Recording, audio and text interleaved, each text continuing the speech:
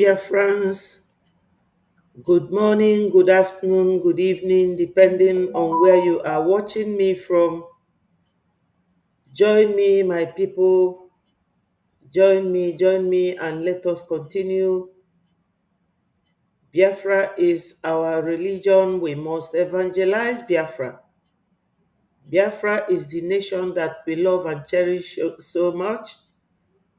We must continue. Ndị be anyị ekenekwa m unu. Ọ ga-adịlụ nwoke mma, dịlụ nwaanyị mma. Ọ ga-adịla anyị mma na eke, dịla anyị mma n'oge, dịla anyị mma n'afọ, dịla anyị mma na nkwọ. Ise. Join me, my people. Oge elugo mgbe anyị ga-eji na-ekwu okwu Biafra ka ndị mba ụwa niile na-anụ ife anyị na-ekwu, na-anụ ife anyị na-eme. Title program anyị taa bụ Many Reasons Why Biafra Must Come.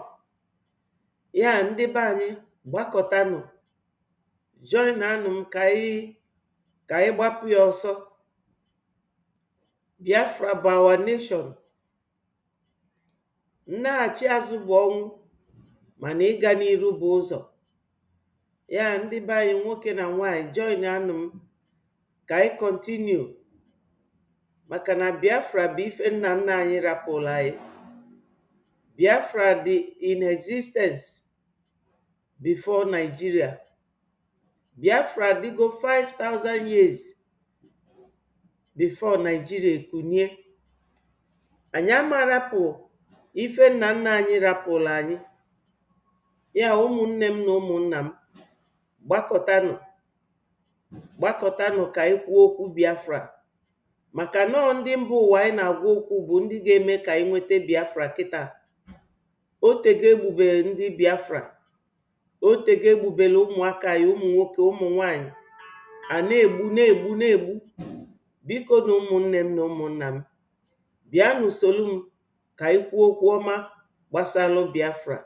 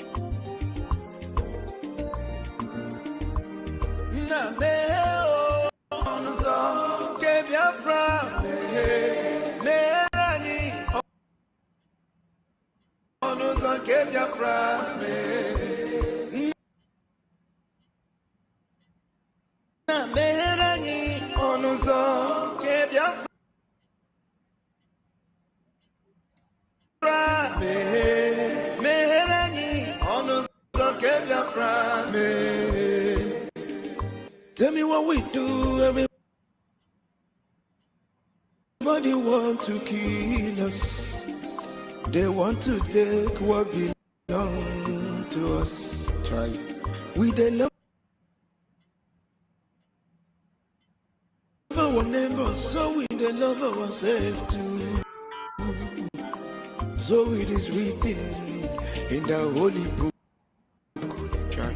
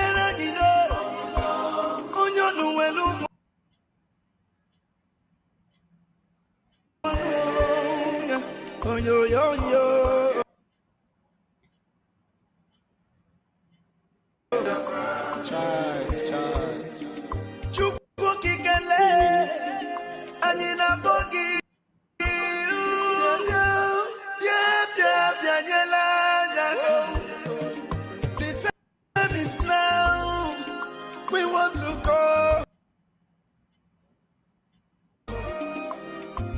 Remember your promises. Oh, nah. Biafra.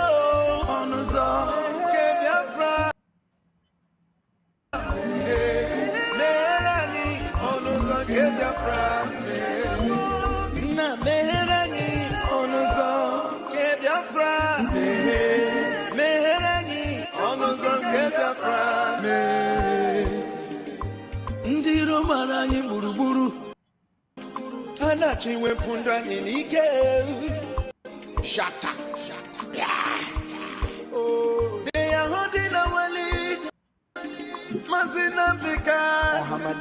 Now is Prime Minister. Mazin Simoni. We shall rise and defend our land. The land of rising sun is our hope.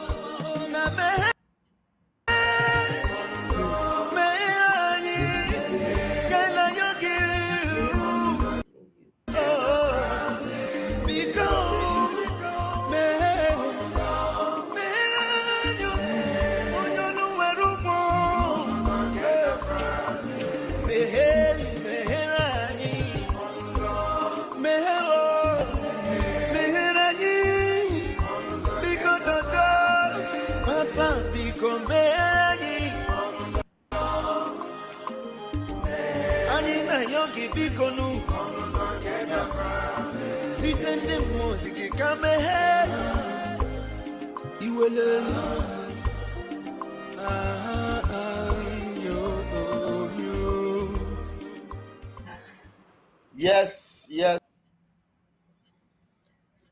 Biafrans, lovers of freedom, my people, I greet you once more for joining me.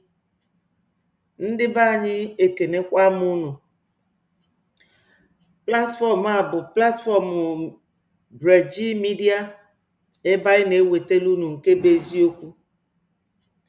Ife mbịa n'ụtụtụ a bụ ka anyị kọntinu na-aga n'iru ebe anyị kwụsịrị nnyaa. Tata unu afụgo ife bụ title this program, many reasons why Biafra must come. Many reasons. And anyị ga na-akọwala unu ya wee ganye na Biafra abịa. Ya ka m kpee ekpere. Unu afụgo na ekpuchigo m isi ma o nwere onye gwa m dị ọda dị na m na-ekpe ekpere m kpuchie isi m. Nna bi n'igwe, onye ekele ụwa, Chukwu okike abịama, ana m ayọ gị ka ị nara otito anyị bụ ụmụ Biafra na-enye gị. Anyị na-ebunikwa afa gị enu, nna, maka na ị bụ onye kasị akasị. Chineke nna, biko, anụ m elunye Maazị Nnamdi Kanu bụ lida anyị n'aka gị tata, ka ichedie, maka na ọ nọ n'aka ndị ilo. Ka ị wepụtara anyị n'ebe ọ nọ, maka na ebe ọ nọ adịrọ mma. A na-ekwu na ọ nọ n'aka ndị ilo, ebe ndị ilo debelie jọgburu onwe ya n'okpuru ụlọ. Ọ bụrụ ọdị n'ụlọ mkpọrọ ka etinyerie ya. Nna bi n'igwe, ọkwa na nwa odibo gị ka Maazị Nnamdi Kanu bụ, ka ichedie, dupụtara anyị, dupụta Maazị Simon Ekpa, our Prime Minister, n'aka ndị Finland na ndị Zoo. Nna bi n'igwe, biko mee ka ọ pụta, biko nna, anyị na-ayọ gị. Mekwa ka ụmụ Biafra ka fa nwee njikere wee na-eme ife anyị na-eme, ka fa ghara ịda mba, ka ụmụ Biafra ghara ịda mba. Iwu bụ na anyị ga-enweta Biafra. Nna biko, anyị na-ayọ gị ka i buru anyị ụzọ, kpeela anyị azụ. Anyị gbuo n'aka nri ka anyị gbute ife ọma, anyị gbuo n'aka ekpe ka anyị gbute ife ọma. Biko nna, onye nwe ụwa, ụmụnne anyị bụ ndị na-atụ ego nọ na mba ụwa niile, ma ndị nọ n'ụlọ ma ndị nọ n'ama, mee ka kpafa ghara ịkọ ego, ka ego ghara ịkọfa, ka anyị wee jisi ike na-eme ife anyị na-eme. Ife niile anyị na-ayọ gị bụ site n'afa nwa gị bụ Jizọs Kraịst ka anyị ji wee na-ayọ ayịyọ a n'ụtụtụ a. Ise. My people, join me from wherever you are watching. Ụmụnne m na ụmụnna m, ọlụ Biafra ọ dịla anyị niile. Ọ dịla anyị niile ka m kpọkwalụ n'onu our leader Maazị Nnamdi Kanu. Almighty Creator, the ancients of the ancients, the maker of the heavens and the earth. You created everything that the mind of a living soul can imagine, but none created thee. That is why we say you are immortal, you are invisible, you are omnipotent. This very God that every generation who has ever had the grace of knowing thee have always testified to your goodness. That is the same God that we kneel and bow before. This God is our refuge and our strength, a very present help, even in this time of Janjaweed trouble, even in this time of Fulani rage and terrorism. Therefore, we shall fear no evil. This IPOB shall fear no evil. If you do not believe in what we are doing, then you better get out. Against us, even if Britain intensifies their effort to cross this very light of hope in sub-Saharan Africa, even though they shake the mountains, even though the seas may rise, even though they may give all the weapons and ammunition to the Zoological Republic, no matter what they do, no matter how they ferment their rage, it doesn't matter to us. For God, Biafra, is in the land of Biafra. We shall never ever be moved. This God of the ancients will help us now and forevermore. For Biafra shall come, and this Lord of hosts is with us. The same God of Jacob, this same God of Shadrach and Meshach and Abednego, this God that never abandons his people, this same God is our refuge, and we proclaim it unashamedly that this God that we kneel and bow before, we shall worship thee, for Biafra is your promise. Your word is yea and amen. Instead of your word not to come to pass, heaven and earth will cease to exist. Upon this very hope we anchor all our belief that Biafra shall come in our time, and we pray that it come this very year, that your glory may be made manifest in the lives of men, that we may kneel and bow before thee. Nyahan soro tutolan soporo ne jamma ne bisiala chineke na keprumi yenina ko tutoni ne wedrigeze denso ugama wombani ne bigebi. He said, he said, he said. Thank you, my people, for joining. Ọ ga-adịlụ nwoke mma dịlụ nwaanyị mma. Iwu bụ na Biafra ga-abịalili ife ọsọkwa ndị ilo anyị fame. William Elui, nnọọ nwanne m daalụ. Charles Royal, daalụ so. And Alozie Ambrose, daalụ no. Thank you, my people, for joining me this morning. There's one video I want us to listen to. One of the reasons why Biafra must come. And for Biafra to come is a must. For Biafra to come is a must. So, my people, we will continue to do what we know how to do best.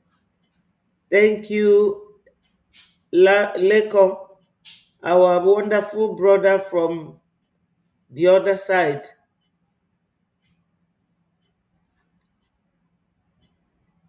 Thank you so much, my people. There's this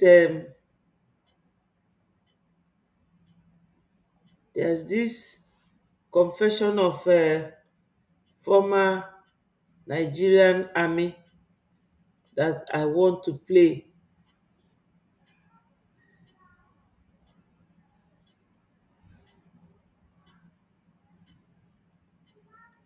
So let me just look for it, whether I can find it.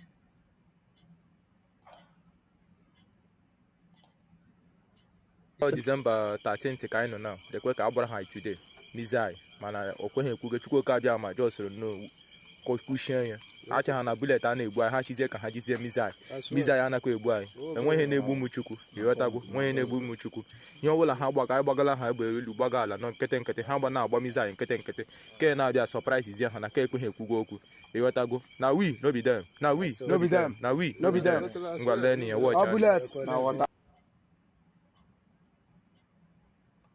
Oh man, how did I lose this?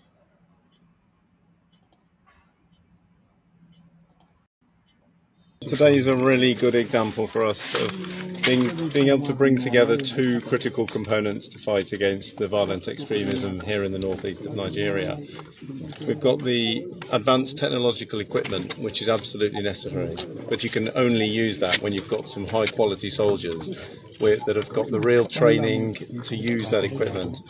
So it's been a real privilege for the UK to be based here and for the British Army to work with some really courageous, some really talented soldiers, both from Nigeria and from the MNJTF here from Cameroon, to give them the training and the experience. And you've been a governor in a place like Lagos State, you've been totally and fully exposed. And so I'm not mentioning him for what he has not done or what he didn't instruct, you know. Well, let's turn to, I mean, given this, clearly the respect you have for the president, the fondness you appear to have for him, let's turn to an area of politics and the Southeast in particular, where, for instance, your closeness with him could potentially make a difference. And I wonder how much difference that has made, because one of the issues that continues to rub people up the wrong way, especially those from that part of the country, is the continued detention of the IPOB leader Nnamdi Kanu. Where do you stand on that issue? It's a security matter. I don't want to comment on it. Well, surely you must be able to. I mean, there are lots of politicians, there are lots of people in the National Assembly and so on who comment on it. I mean, a lot of people have made the argument that it is in the interest of the federal government and in the interest of peace and stability in the Southeast, which clearly you want to see. That's where you come from. It is in the interest of peace and stability to release him, because that would help restore normality to the region, which would ultimately be a credit to President Tinubu. Yeah, but I want to tell you something. You know, Yeah. You see, the National Assembly is an arm of government. It is very wrong for an appointee of Mr. President, especially when you have, you know, given your opinion in a matter between you and Mr. President, then you come in the public to talk about it. It's for me, it's disrespectful, and it's unprofessional and unethical. I was a governor, and I wouldn't love it if somebody did that to me. So I wouldn't want to comment about it. So basically, you don't want to comment on the fact that you feel that it would have a good impact on the troubles in the Southeast if somebody like that. I say I don't want to comment about that. Right. You know. If you do not believe in what we are doing, then you better get out. We're not going to stop. God knows we can never stop until Biafra is restored. We are peace-loving people. We abhor death and killing of another soul. It's in our nature, that's how we are. But because of that, they have been coming and killing us all these years. We've kept quiet. They've been killing and killing and killing quiet. We have a case at the ICC. We have a case at Africa Union. We have a case at, what else again? Pending before the UN in New York. We've been to Geneva to tender our case. Before UN, till today, nothing. In fact, the more we complain to them, the more they come to abduct and rape our children, the more they come to kill us, the more they want to take over our land and our forests. And who told them that's going to be possible in our time? In a movement that I lead. You see, my people, if I ji wee bịa ebe a n'ụtụtụ a, yesterday, I nọ na program, and program afọ, ife ọ na-ekwu bụ na Biafra lives matter. Biafra lives matter. Why are we saying na Biafra lives matter? Ndị be anyị, ọ onye dị ndụ ọzọba anị zọba ute. Ndị ugwu egbukatago ndị Biafra, ike agwụgo. Kịta o nwee nwanne anyị nwoke, okwu o kwuru yesterday maka that Biafra life matter. O tego eji egbu ndị be anyị, mana nke na-ewutekarị anyị bụ na ndị gọvanọs na-achị ndị be anyị, fade made the matter easy for us. Fa na-ekponye aja n'ime garị na ọzịzọ nnwere onwe anyị na-azọ. Ụfọdụ ga-asị yes, na anyị bụ ndị emeriri n'agha, nọọ ife o ji afịa anyị arụ inweta Biafra. Maka onye ndu ekwugo ebe a kịta na this video na ikpe anyị dị na UN, na ọ dị na ICC, and na ọ dị na Organization of African Unity, maybe because they keep renaming their organizations. I wee ghọta na ụfọdụ ka na-ekwu sị na ife a ji ata afụfụ na Naịjirịa bụ maka na emeriri anyị n'agha.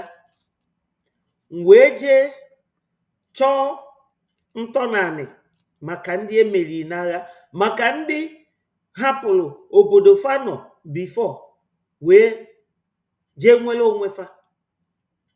M wee chọta maka Soviet Union.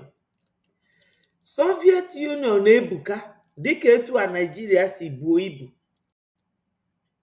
Anyị abụrụ Nigeria anyway, because that name a na-akpọ Nigeria bụ ngwa afịa ndị Britain. Ọ ngwa afịa fa ka ọ bụ. Fa wee na-emuo ya, afọ izizi fa na-emuru ya bụ obodo bụ Royal Niger Company. Fa wee o wee dị fa ka gasị na nke anwa adabara.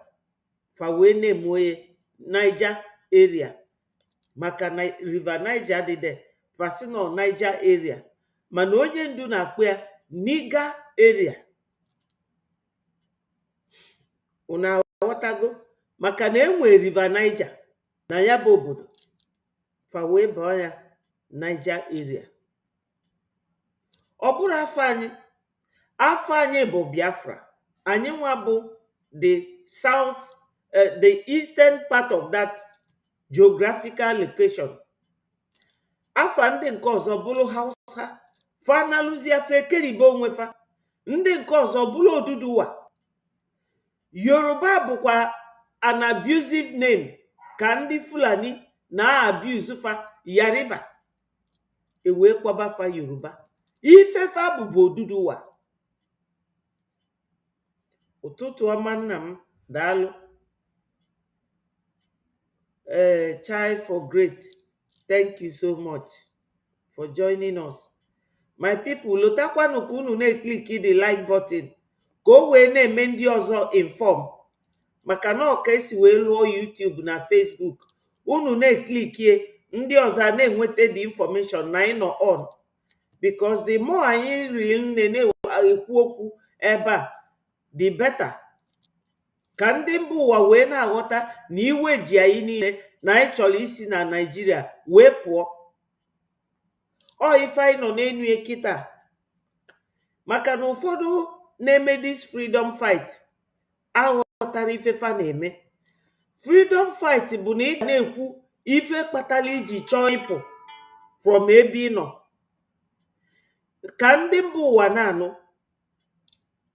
Nke anwa bụ nke anyị na-ada eme na space na-asụlụfe oyibo, mana ebe a bụ nke m na-eme ka m kọwatalụ ndị be anyị maka ndị aghọtara ife kpatara iji eme ife anyị na-eme. Midia unu afụghị na-eye breji midia. Ife anyị ji eme ife anyị na-eme wee na-asụ ya n'onu be anyị bụ ka ndị be anyị a na-alafu alafu ka fa ghara isizi ụzọ ọjọọ, ka fa wee na-abata na-aghọta ife na-eme. Onye na-eme freedom fight bụ na ị chọrọ ịnọdụlụ onwe gị, ọ bụrụ ka ị bịa na sabotaji ụmụnne gị. Sabotaji bụ nwanne gị kpaa akpụkpa ka ọ ga-esi mee ife, ijee wepụtie kọwalụ ndị ilo ma ọfa kwụọ gị ụgwọ, ị bụrụ onye na-abịa agbalụfa ama dịka ada ndị ụchụ. Ada ndị ụchụ ka ndị ọha na eze na-eyuz wee na-amata ife niile anyị na-eme. Unu afụgo ka o si achụ, ka o si wee chụọ APM ọsọ, ọkpọọ ya ebe ọkpọọ ya ebe ọ chọọ ya ebe ọ chọọ ya ebe a. Ifefa zilie ka o mee bụ ka o mee ka eshọ na o nwee ka esi wee wepụta akaụntụ anyị. O nwee vidiyo onye ndu mee mgbe o jere Amerịka. Onye ndu wee sị a na-ajụ ya ajụjụ akaụntụ, kee ka ị ga-esi wee welu akaụntụ gị bịa wepụta n'efere mba ụwa na ọ dịrọ pọsịbụl. Ifugie onye ndu si na ọ dịrọ pọsịbụl, ọ dịrọ pọsịbụl. O nwere any country n'ụwa na-ewepụta akaụntụ fa bịa dobe na-eme akaụntụ n'ịntanetị. Mba, na ọ bụrụ ka esi eme, maka na ụfọdụ akaụntụ anwa nwere ife o bu n'isi ma enwere ike ịgwa ụnụ ebe a, mana ụnụ aghọtaghị ife m na-ekwu. O nwee ife dị n'ime akaụntụ anwa fa na-achọ. Nke mbụ. Nke ịbụọ wee bụrụ na onye ilo gị mara ego na inwe na akaụntụ gị, ọ ga-eje gbaa mbibi jee bie ego ka o wee karịa nke gị.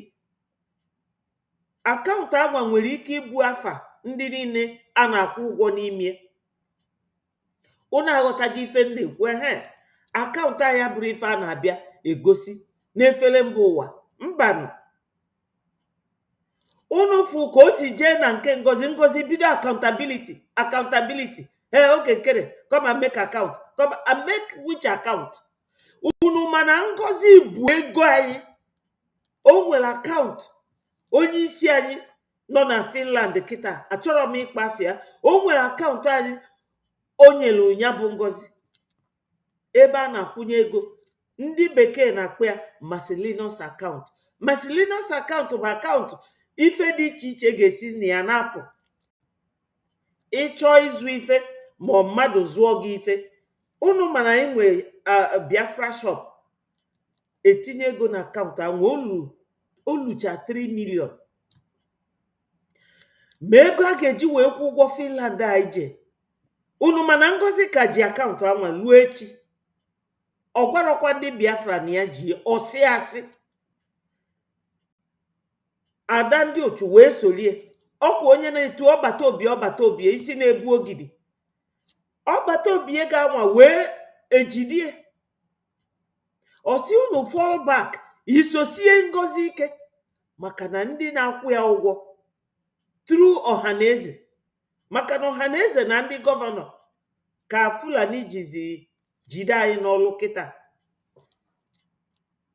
Unu afụgie ọ ife kpatalụ ife niile a na-eme. Anyị ji wee agree, anyị nwa bụ ndị midia, mụnwa wee kwetezie na ngada abịa agwa ndị be anyị nke bụ eziokwu ka unu na-aghọta ebe mmiri si aba n'opu ụgbọgụ. Because ife a na-akpọ sabotage English language. Sabotage bụ gị na nwanne gbasịa izu, maka na ndị Igbo si n'izu ka mma na nne ji. Gị na nwanne gị gbasịa izu, o jegwa onye ilo unu. Onye ilo unu ebunye ego. Ọ bụrụgodu na o bunyere ego taa, o kwuye nkwa na ya ga-ebunye echi, onye uzucha nwanne gị anwa ọdọpụọ ya. By that time o nwetego unu, ọ ife bụ sabotage. O nwero ka gị bụ nwanyị, maka na unu chekie nwaanyị a na-akpọ Ada Ndị Ụchụ, ọ bụrụ kabinet minista, ọ dasụ oyibo, o nwere ife ọ bụ si kịta na ya bụ independent media. Ka ezi ife ọ na-abịa eme n'okwu ife gbasara Biafra, o nwere uru ọ bara anyị. Unu na-ehe anya 4 cardinal points of that woman's life. Kedu uru ọ bara na nnwere onwe anyị na-eme? Sosi ikwutọsi ife niile anyị na-eme, ka unu wee maa na o nwere ndị ọ na-alụrụ ọrụ. Gwanụ m nke bụ eziokwu, kedu uru nwaanyị aba n'ife anyị na-eme? Sọsọ asịrị ka ọ na-agba. O jikwu m wee gba, mana o nwere ife mbụ, o butere m. In fact, o nwegoro ife n'ibọdị bụ o were egbe asịrị. Anyị o nwere uru ọ bara anyị, o nwere uru ọ bara anyị, o nwere ife ọ na-alụ. Ọ da atụ ego, maka na anyị na-eme donation, ọnọdụ na-achọ followers, ọ na-akụ asịrị, na-agagharị, na-emetọsi ife anyị na-eme. Anyị nwachọ ka Biafra bịa, nke bụ eziokwu, mana anyị nwe ọkọrọ gbago n'elu, ọkọrọ gbada naanị. O sogo ngozi ọbatakwa na breji, osi ebe ahụ agbapụ, na-agbagharị ka ọkụkụ na-achọ ebe ọ ga-eyi akwa. Unu ga-ajụ onwe unu, nwaanyị a kedu uru ọ na-aba na dis nnwere onwe anyị na-achụ? Kedu uru ọ ba? Ọ asịrị ka anyị ga-eji nweta Biafra? Ọ de donate ego, ọ bụrụ minista, o nwere dipatmenti ọ nọ na-alụ ọrụ for Biafra. So my people, ịbịazie iju onwe gị, kedu uru nwaanyị aba?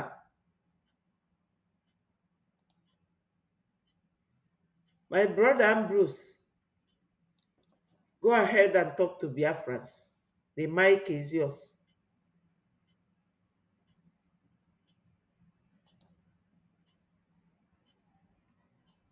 Hello, Ambrose.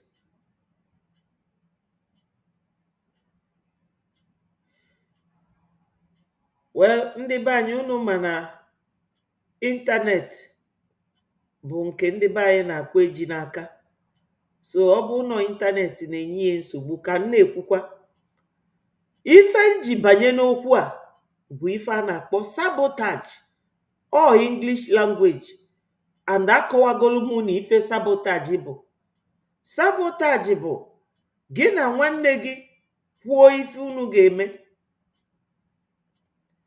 a na-eme ife ọzọ. Unu kwụsịa ife unu ga-eme, yes, eje mee ife ọzọ. Anyị na-eme funding, ọ da atụ ego.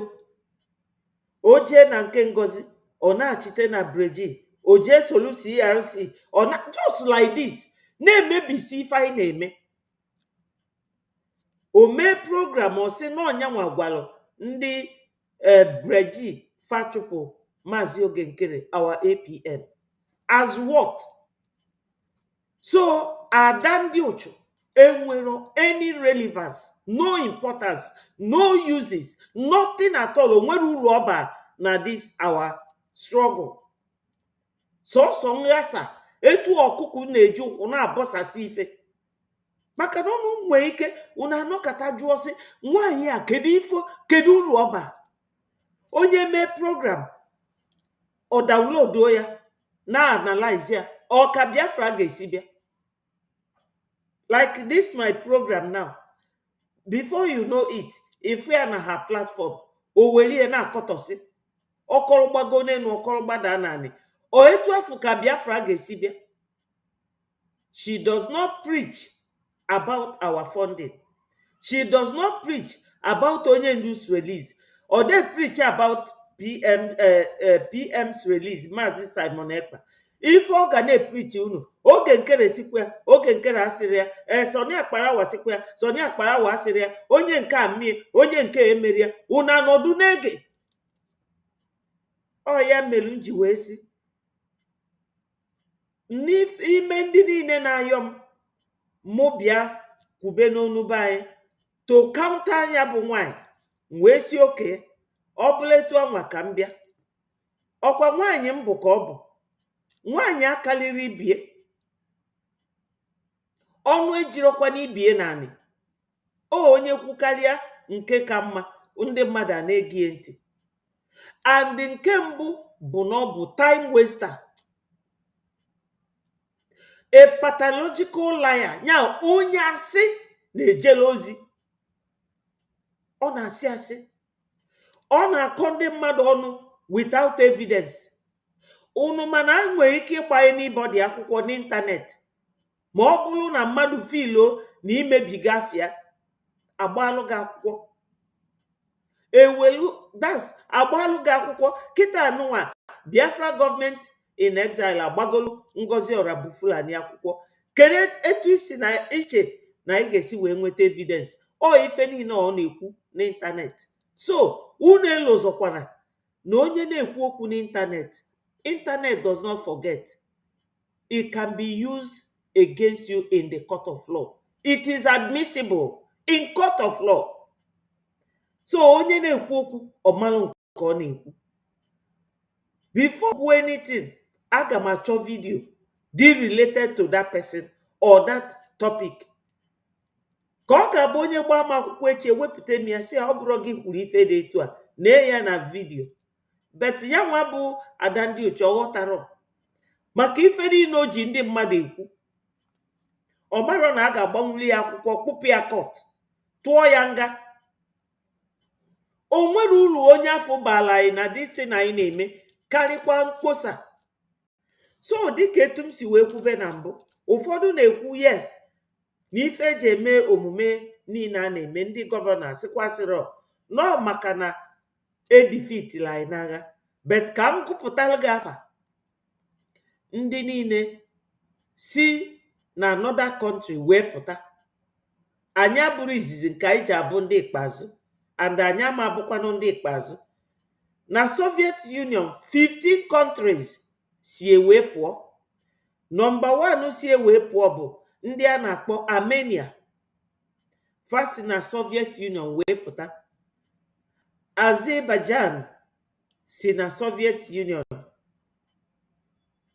Belarus si na Soviet Union, Estonia si na Soviet Union, Georgia, Kazakhstan, Latvia, Lithuania, Ukraine, and Uzbekistan. All these countries, Finland, franchise in the Soviet Union. So why will Biafrans not leave Nigeria? Asị na emelila anyị n'agha, a na-emeli anyị n'agha. Emeli anyị n'agha, emeliri anyị n'agha, Fabia meli anyị kịta aka ịfụ. Ọ maka na fa kpọtalụ ndị UK, kpọta ndị Russia, kpọta Egypt. Ọ ifefa ji wee na-aza ndị meriri. Anyị na Egypt onwe boundary ka anyị na UK nwee boundary, anyị na Russia nwee boundary. Ansị a bụ no, anyị na fe nwere boundary. So Nigeria emeriri anyị n'agha. We will not accept that. Ọ fanwa buru agha bupụta anyị wee jee kpokọta all these countries ka Fabia merie ka anyị wee na-aza ndị emeriri n'agha. We will never give up. We will never give up. So kedu ife anyị ga-eme ka anyị wee nweta Biafra? Na-ekwu ya ebe a, ndị be anyị na-nke bụ eziokwu. Donation of ejema or eje. All these website links bụ ife ga-enye gị power iji wee defeatie Nigeria kịta. Right now, ọ ife a bụ ife ga-enye anyị Biafra. Ọ bụrụ gossip, ọ bụrụ chọ. So can play voice that our brother yesterday na space. Ife o kwuru unu ga na-aghọta ya maka na ama m na ndị be anyị abụrụ illiterate ka ndị Fulani.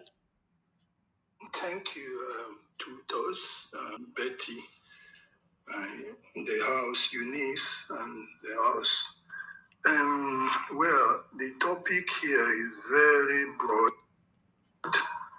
very large. One doesn't really know which one to take on now.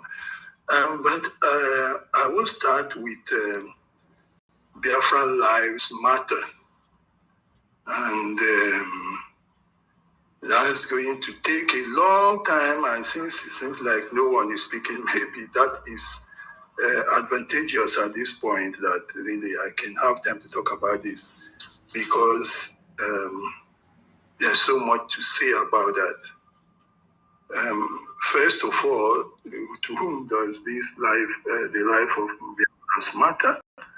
We think about Biafrans themselves. And from Biafrans themselves, we talk about Nigeria and then, of course, the international community. To Biafrans themselves. Hello, AA Ambrose. Go ahead.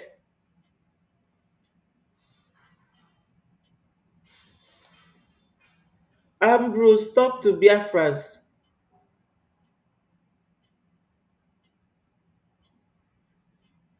I can see that the internet is really disturbing you.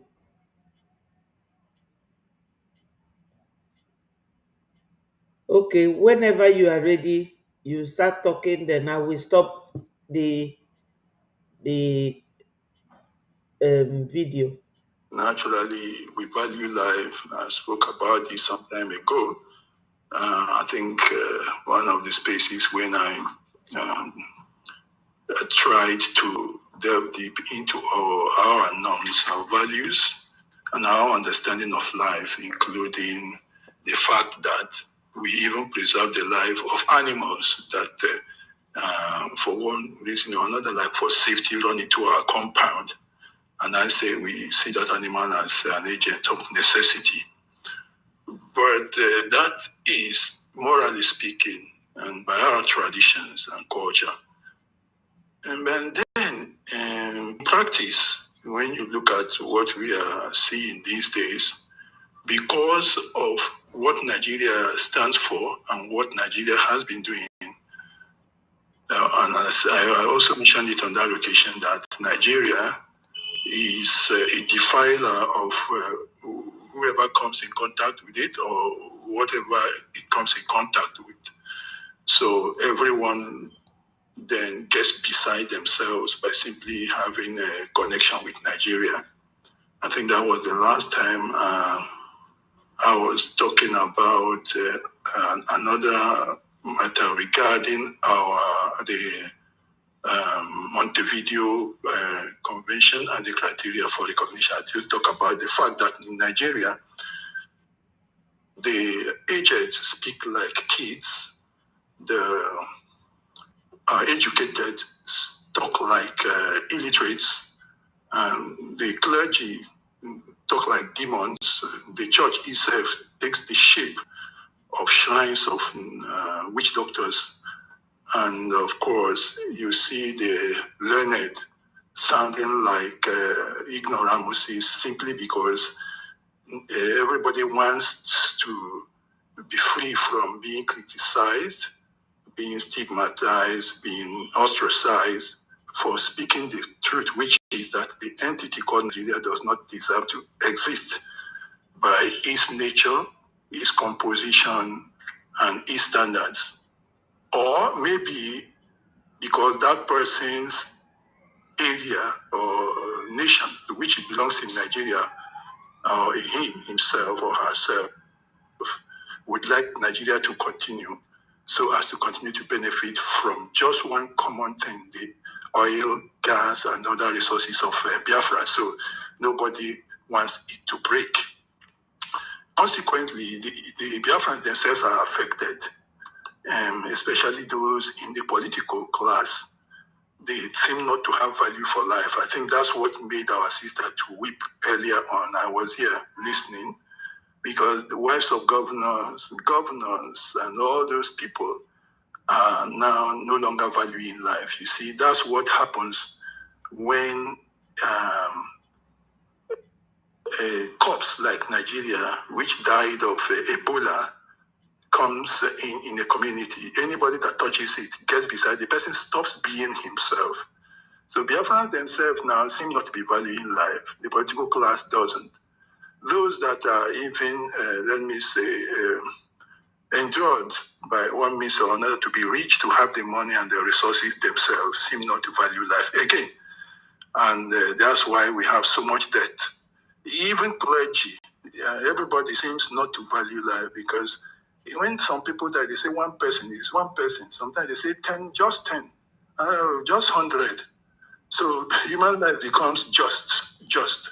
Whereas by our nature, even the human finger is too expensive. You could remember how some of our own people, like Obi, drowned 230 something pro-Biafrans under the time of Wazirike. So now that's just one. So if we now see Fulani and all those people coming, it looks like a joke, because our people also have engaged in killing their own persons. So that's what has been happening, is the effect of a corpse like Nigeria dying of a very, very terribly contagious disease, that anyone that comes across it. In fact, Nigeria is that kind of corpse, like Ebola, that you just need to cover the tenants and bury it without anybody seeing it. If you come into contact, you are gone. That's what Nigeria is. It's corrupted everybody. Sorry. Ambrose, you can call me on this number. Let me put the phone back on. You can call me on it and you will talk to Biafrans. It's almost the same thing as you coming there to talk to us without your video on. So let me put the phone on so that you can call me on it and you speak to our people. In one name, because we need each other to talk to our people. I really don't enjoy it when it is only me talking. That is the essence of using video to analyze situations. My brother, Rage and Fury, you are welcome. I appreciate you. Chai for great ụtụtụ ọma, ndewo. Thank you, my people. So let us continue to listen. Okwima number plus 44 73773862227. Bomb na ya kịta. Then you will start talking. Thank you. So Biafrans themselves are also guilty of this. The rich are guilty. They don't care whatever happens to their persons, their tribe, and all that. Those that we call celebrity, the same thing. Now, Nigeria is... My people, ka m kọwakwalụ na ife nwanne anyị nwoke a na-ekwu. Ife bụ title program yesterday bụ na ndụ ndị Biafra matalụ, ya na ndụ anyị dịkwa mkpa. Etu esi egbu ndị be anyị, etu esi egbu ndị be anyị kịta, ka esi egbu anyị na ọbara anyị bụkwa na anyị bụkwa mmadụ. O wee na-ekwu bụ this our brother wee na-asị na anyị nwa no fault to some of us, especially ndị nwere ego. So what are you doing here? I'm blocking you. You don't believe in Breji. So what are you doing here? This is Breji Media. Look at it. What are you then doing here? I've blocked you. Don't make any comment here. Get out. So, my people, nwoke a na-ekwu okwu, ọ sị na a ga-eblame kwa some of ndị be anyị ndị nwere ego. Blame ndị be anyị ụfọdụ nọ na politics. Maka na ọfa kpatara eji egbu ndị be anyị. This very video unu na-afụ ebe a, Angel Makeup, aga m akpụ ya from time to time ka ọ na-amalụ ndị be anyị ọkwa, ka anyị wee kafa wee nwee ike mara ife na-aga kịta. kafa wee dị security conscious. Ife bụ ịdị security conscious bụ ịmalụ na a na-egbu mmadụ ma ọ na o nwere ebe a na-agba egbe, ịma na egbe na-egbu mmadụ, nọọ bọmbụ na-egbu mmadụ, isi ebe afụ wee pụọ. Ma ọ na ị ga na-agba n'okporo ụzọ wee gaa ebe enwere ife na-eme, isi ụzọ ọzọ gafee, ọnya bụ ịdị security conscious. Ịmalụ na ịma na ama ụzọ iji ụzọ ụtụtụ wepụ ada emezie kịta. Ndị Biafra unu amazi n'ụzọ wee na-apụ, and unu apụzi na n'ime mgbede, maka na Nigeria media ada cover ife na-eme. Enwere ife fa na-akpọ media blockade. Ife niile a na-egbu na Biafra land, they will never allow the world to know, because na fa gwalụ ndị ụwa na ife na-aga n'obodo anyị no internal problem, and the UN ada eje ebe nwere internal problem. Gịnị bụ internal problem? Internal problem bụ na nwanne na nwanne na-ese okwu na ị nwere ike ịbata. Ife fama, ife ndị mba ụwa ma kịta bụ sọsọ Nigeria. Famaro maka Biafra. Ọnya mmela iji wee nwee media wee na-akọsalụ ndị mba ụwa na anyị abụrụgo a nation of our own.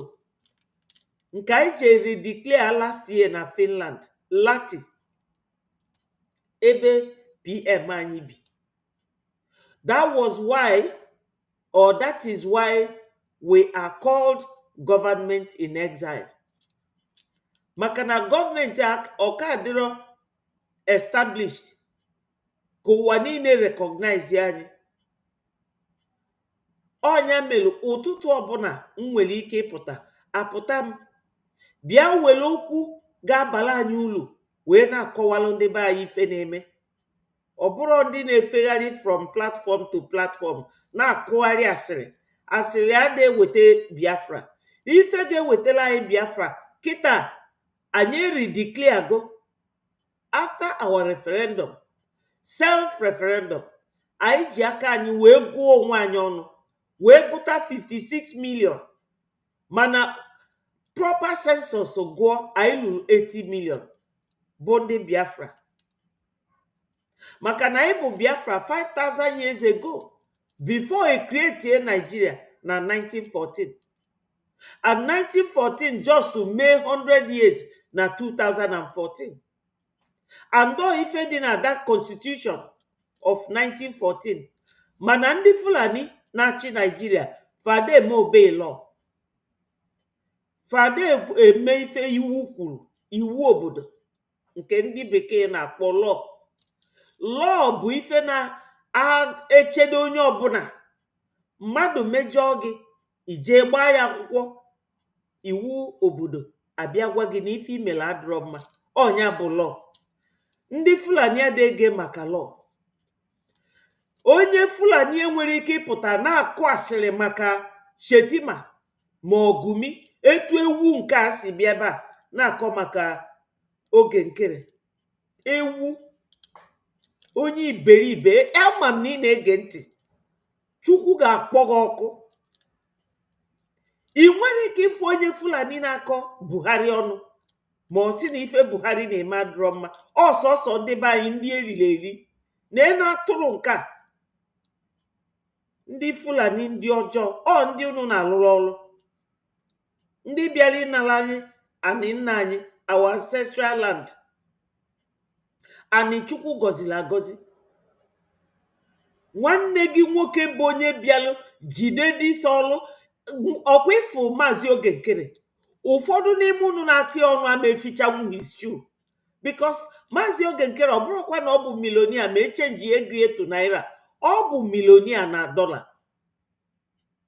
O nyelu Biafra gọọmenti nke anyị na-ayọ unu bịanụ mee IOU, meenụ IOU, unu ada ekwe. My beautiful sister is here. Chinenye, Chukwu gọzie gị, daalụ ezi nwanne m, ụtụtụ ọma.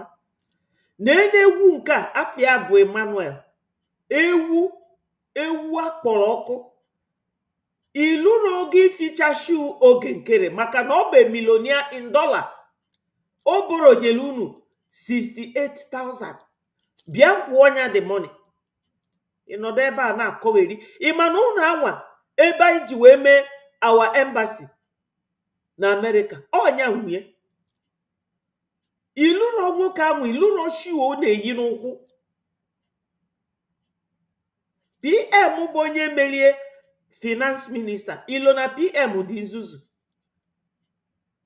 na-egodu background ebe ọkwụ wee see foto wretched man onye agụ unu pụta na-ewere ụkwụ na-etinyelu ndị Fulani fana bi n'ala ebe anyị ife niile Buhari mere ọ dị mma ọ na-egbu ndị mmadụ create terrorist group ya na Shetima ị nwere ike ịnụ onye Fulani ga-ewepụta ọnụ wee kọfọ ọnụ si na ifefa na-eme adịrọ mma oge nkere ozuru odina nwunye gị Emmanuel oge nkere ozuru goshi o nwere ife gị oji etu aka unu si kọọ onye ndu Maazị Nnamdi Kanu kọọ ya si ma ọ bụ nwa onye unu kọgide Maazị Nnamdi Kanu wee bịa ghọtazie ife ọ na-ekwu awa PM abịa unu kọọ ya si na Tinubu bunyere how many billion ka ọ bịa mebie Biafra unu akọgidego Maazị Simon Ekpa ọ dege unu ntị unu wee ghọtakwa na ife ọ na-eme bụ ife ziri ezi kịta ọtọnụ Maazị Oge Nkere Maazị Oge Nkere sutu ọ na-eyi gị nwa bụ Emmanuel you cannot afford it ime egote nwa ya unu bụ ndị Biafra o binyere unu 68,000 wee lukwe nwanne echi akwụbere ya bụ ego maka na ewu a batala ebe a ewu a na-akpọ Emmanuel Penny afọ ọmatụnwune ife ego anyị na-eme omedoneti nwu Penny sọsọ ife ọ na-alụ bụ from platform to platform ọ na-akọgharị ọnụ ị na-akọ Oge Nkere Oge Nkere bụ a multi-millionaire ịmarọ o wetuo onwe ya anị as a millionaire that he is wee bịa na-eso ndị ụchụ dịka gị nwa ịma dị happy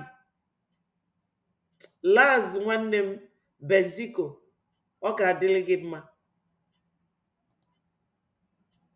the same thing with Chichi my sister God bless you unu nọkata unu na-amanye ọnụ na nsị o nwere onye Fulani ga-anọkata today kunie from platform to platform na-akọ Shetima ma ọ na-akọ Pantami bụ nke terrorist ndị Saudi Arabia deport na 2019 ya na Gumi na Garuba fa niile bụ terrorist ndị Saudi Arabia deported them Nigeria gọọmenti tụtụrụfa ị nwere ike ịfụ onye Fulani na-akpọfa afa ọsọsọ ndị be anyị chọọ unu bịa unu eje na platform ada ndị uche nwere ulu ọba na this struggle jụọ n'onwe unu kedu ulu nwaanyị anwaba sọsọ asịrị o si na nke Ngozi gbapụta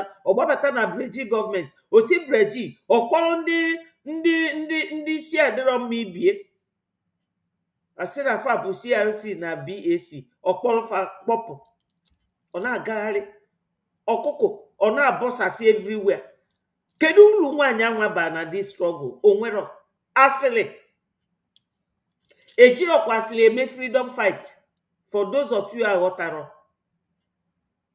ka asị n'afọ ya bụ Emmanuel a block gom the hell out of your head bịa ebe a bịa kọọ iribe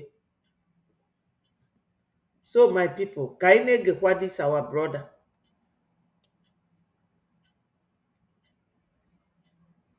The Nigerians themselves, there is a place in the Bible where it says, according to St. Paul, He said, it is a righteous thing to the Lord to recompense tribulations to those that trouble us. Now, to Nigerians, it is a righteous thing to them that the Biafrans should die, because Biafrans are those that trouble them. And Biafra troubles them not because Biafrans are asking them to, not that Biafrans are going to rob them of their own belongings, steal their own belongings, or whatever, pillage their communities, but that Biafrans are not doing anything of that nature. And Biafrans are not even asking them to return our own property, resources that they have carted away, which they have used to develop their Lagos and all their cities, develop Abuja.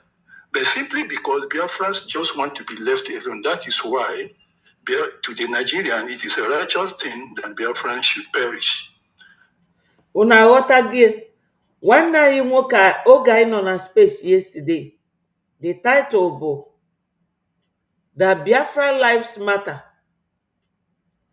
and osi break media blockade. Media blockade, unu mana media na fanwa na-enye information, all source of information. Media bụ, it could be social media, it could be anything like internet, YouTube, Telegram, Twitter, TikTok, and all of them, Instagram. Oge onye ndu nọ, onye ndu, ife onye ndu ji wee succeed, wee gbasaa ozi Biafra all over the world, bụ na ije onwe gbado handle na all this Twitter account, media na-akọvia, ụwa niile na-anụ ife ọ na-ekwu, Africa niile na-anụ ife ọ na-ekwu, the whole Nigeria na-anụ ife ọ na-ekwu. Onya bụ media, the importance of media. Mana Nigeria zoo, onye ndu kpọrọfa zoo, and all zoo kafa bụ. In fact, to me, zoo ka Nigeria mma. Zoo, ịbata na zoo, eme arrange ife niile ụmụ anụmanụ fa nọdụ, eme fa arrange etufa ga-esi nọ.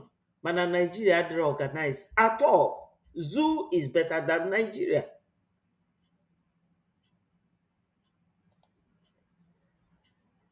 BAG, go ahead and talk to Biafrans.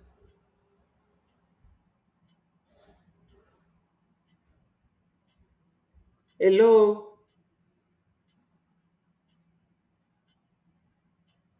Go ahead.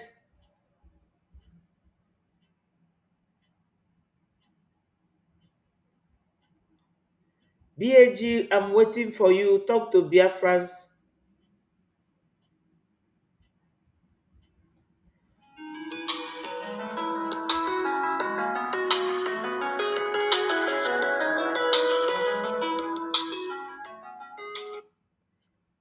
Hello. Good morning, ma. Yeah, good morning.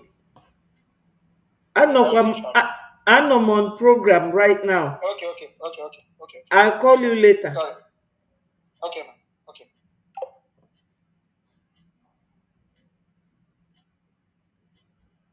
And they have said it again and again. In fact, during the 1966 riots and other killings to 1967-70 war, one of them said that, in fact, it would be better to wipe out the whole of the Biafran people, to remove them from the surface of the earth. I think that was Danjuma himself that said that. And you saw what Adekunle said. So now that has been so. Yes, my people, I was explaining to you people, if a media blockade bụ ife niile na-eme na Biafra land, ndị Nigeria gag all the media. Fanwelu Channel TV, enwelu Arise, enwe TVC, enwelu nke Showore, Sahara Reporter. Unafugie, sọsọ ndị ofe mmanụ nwekwu ya, sọsọ fa nwunye. Mana ada ekwekwa fa cover ife na-eme, so that ka ndị mba ụwa dịka Al Jazeera na CNN ghara ịma, mana fa ma, bet fa chọrọ ikwu. Onya bụ media blockage. That's why anyị ji a lot of Breji media coverage now. Anyị nwe Twitter. Anyị nwere all these ones na YouTube and Facebook. Many of us enwe Betty Ford TV, which is this platform. Anyị nwelu David Nnanna BTV. Anyị nwelu Obi Chicago TV. Anyị nwelu Nneoma Atoluoma TV. Nwee Okwute BTV. Nwee Biafra Watchman TV. Anyị niile na-ekwu okwu Biafra. Ife niile ndị zoo Nigeria na-eme ndị Biafra, anyị na-agwa ya ndị ụwa. Nsụsiala unu n'onu be anyị kịta, eje m na join kwafa na space. Ebe anwa ka anyị na-anọ na-edishi out maka na ndị nke a na-restrict anyị maka na Nigeria bribe YouTube na Facebook. Anyị ada ewepụta ife niile ebe a maka na ikwuo unu mana o nwere oge my Facebook ada alụ ọlụ, ọ bụ sọsọ YouTube first sanction them for 1 month. Wonderful sister Eukarya, you are blessed. Thank you for joining us. So my people, the title yesterday was about media blockade and the Biafra life matter. O ife nwanne anyị nwoke a na-ekwu wee si nọ ndị ofe mmanụ fa na support ndị Fulani.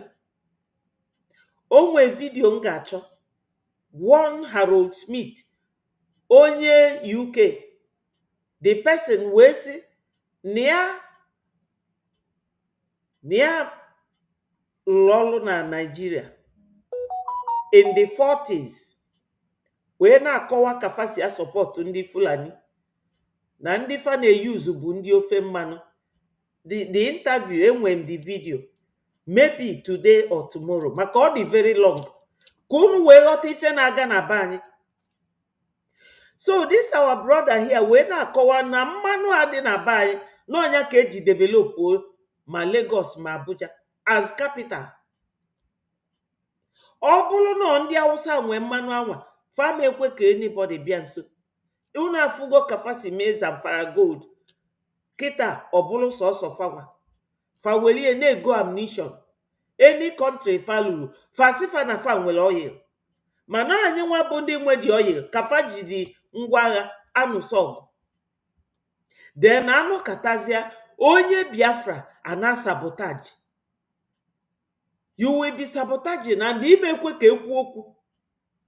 Ịga ebe ịga na nke Ngozi ịbịakwa back to Brazil isi na APM ji sikwa gị APM asịrọ gị ikpolu ndị CRC Imamadabu na ndị be Okuoma ikpolu fana their group Dr. Joy Irobi all the rest of them ikpolu fa gbapụ kịta unu na-esezi confuse people.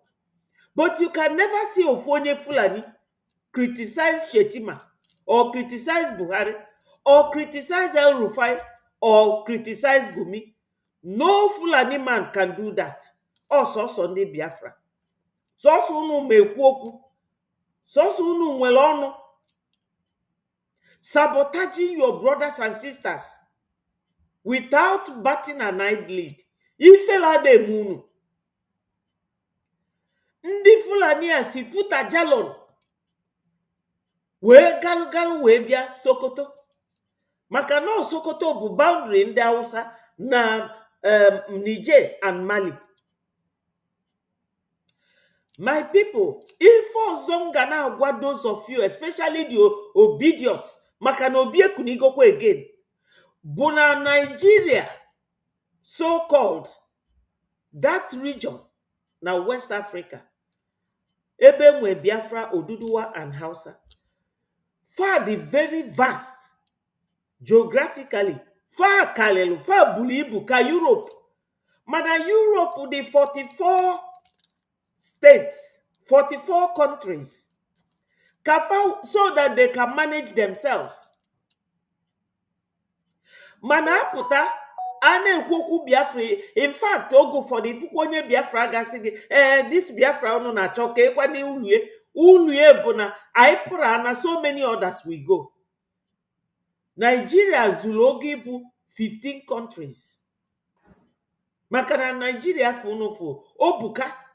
Mana ndị ọcha amụma jikọta unu niile ọnụ ka o wee dịlife izi ịmanipulate ife unu nwe. Maka na oyile afa na-ebu ọbụrụ ọfa nwunye, ọbụrụ Fulani nwunye, ọbụrụ Hausa nwe dị oyil, ọbụrụ Oduduwa nwe dị oyil. Mana Oduduwa na Fulani na-eri ife niile pụta na ya bụ mmanụ. A na-ekwu ka anyị pụọ, anyị kụrụ gaa n'iru, unu na-akụ na bandị azụ, na sabotaji ife anyị na-eme, wee si anyị ekwu n'okwu. That's why Breji government ji wee nwee so many media outlets because of that blockade ndị Nigeria tinye na media. So that anyị ga na-agwa ndị mba ụwa ife na-eme na Nigeria. UN nwee peacekeeping force. Ọ bụ na one nation fight another nation, that is when that law will come up. Maka na eme law is just there. You can only invoke the law when something the law is against happens.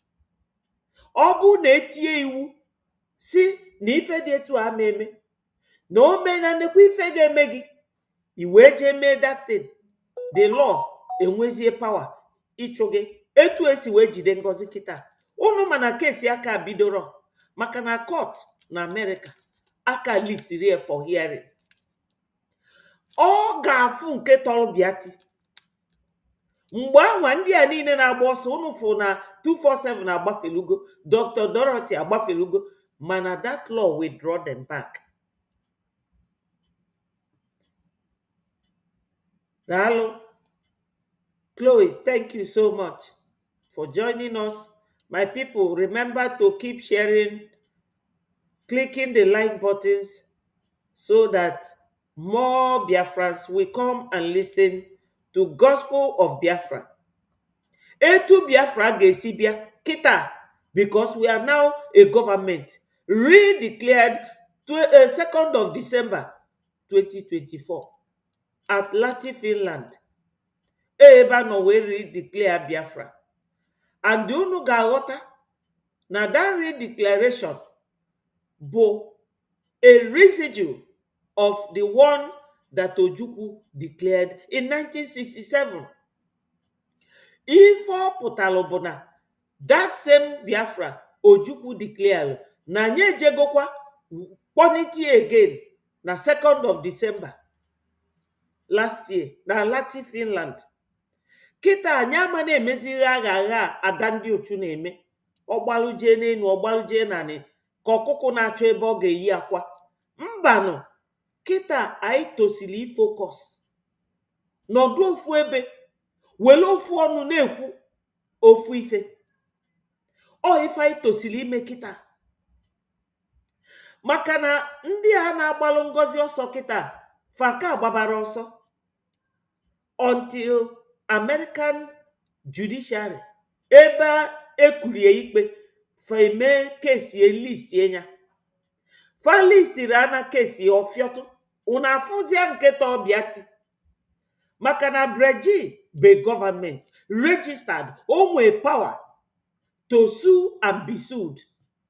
I nwekwara ike ịgbalụ Breji akwụkwọ ma ife ilo na onwe ife Breji imelu gị, ọ ife ọ bụ now, ife a na-akpọ legal entity or legal personality.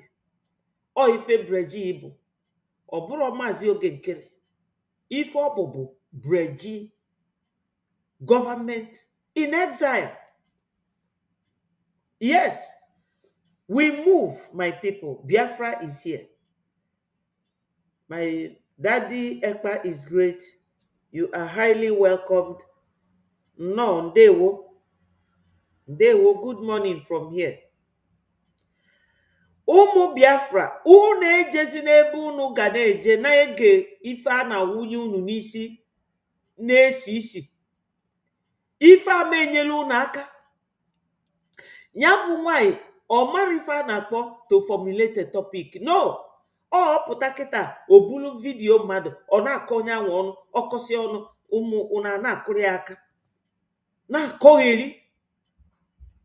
because oge ụfọdụ a meje na platfọm ya nwa dị m abanye mkwụrụ na-ege nge ife ụfọdụ ife nwere isi a na-akọgheri akpọgolu m na afa 5 media teams of Breji Media because of media blockade.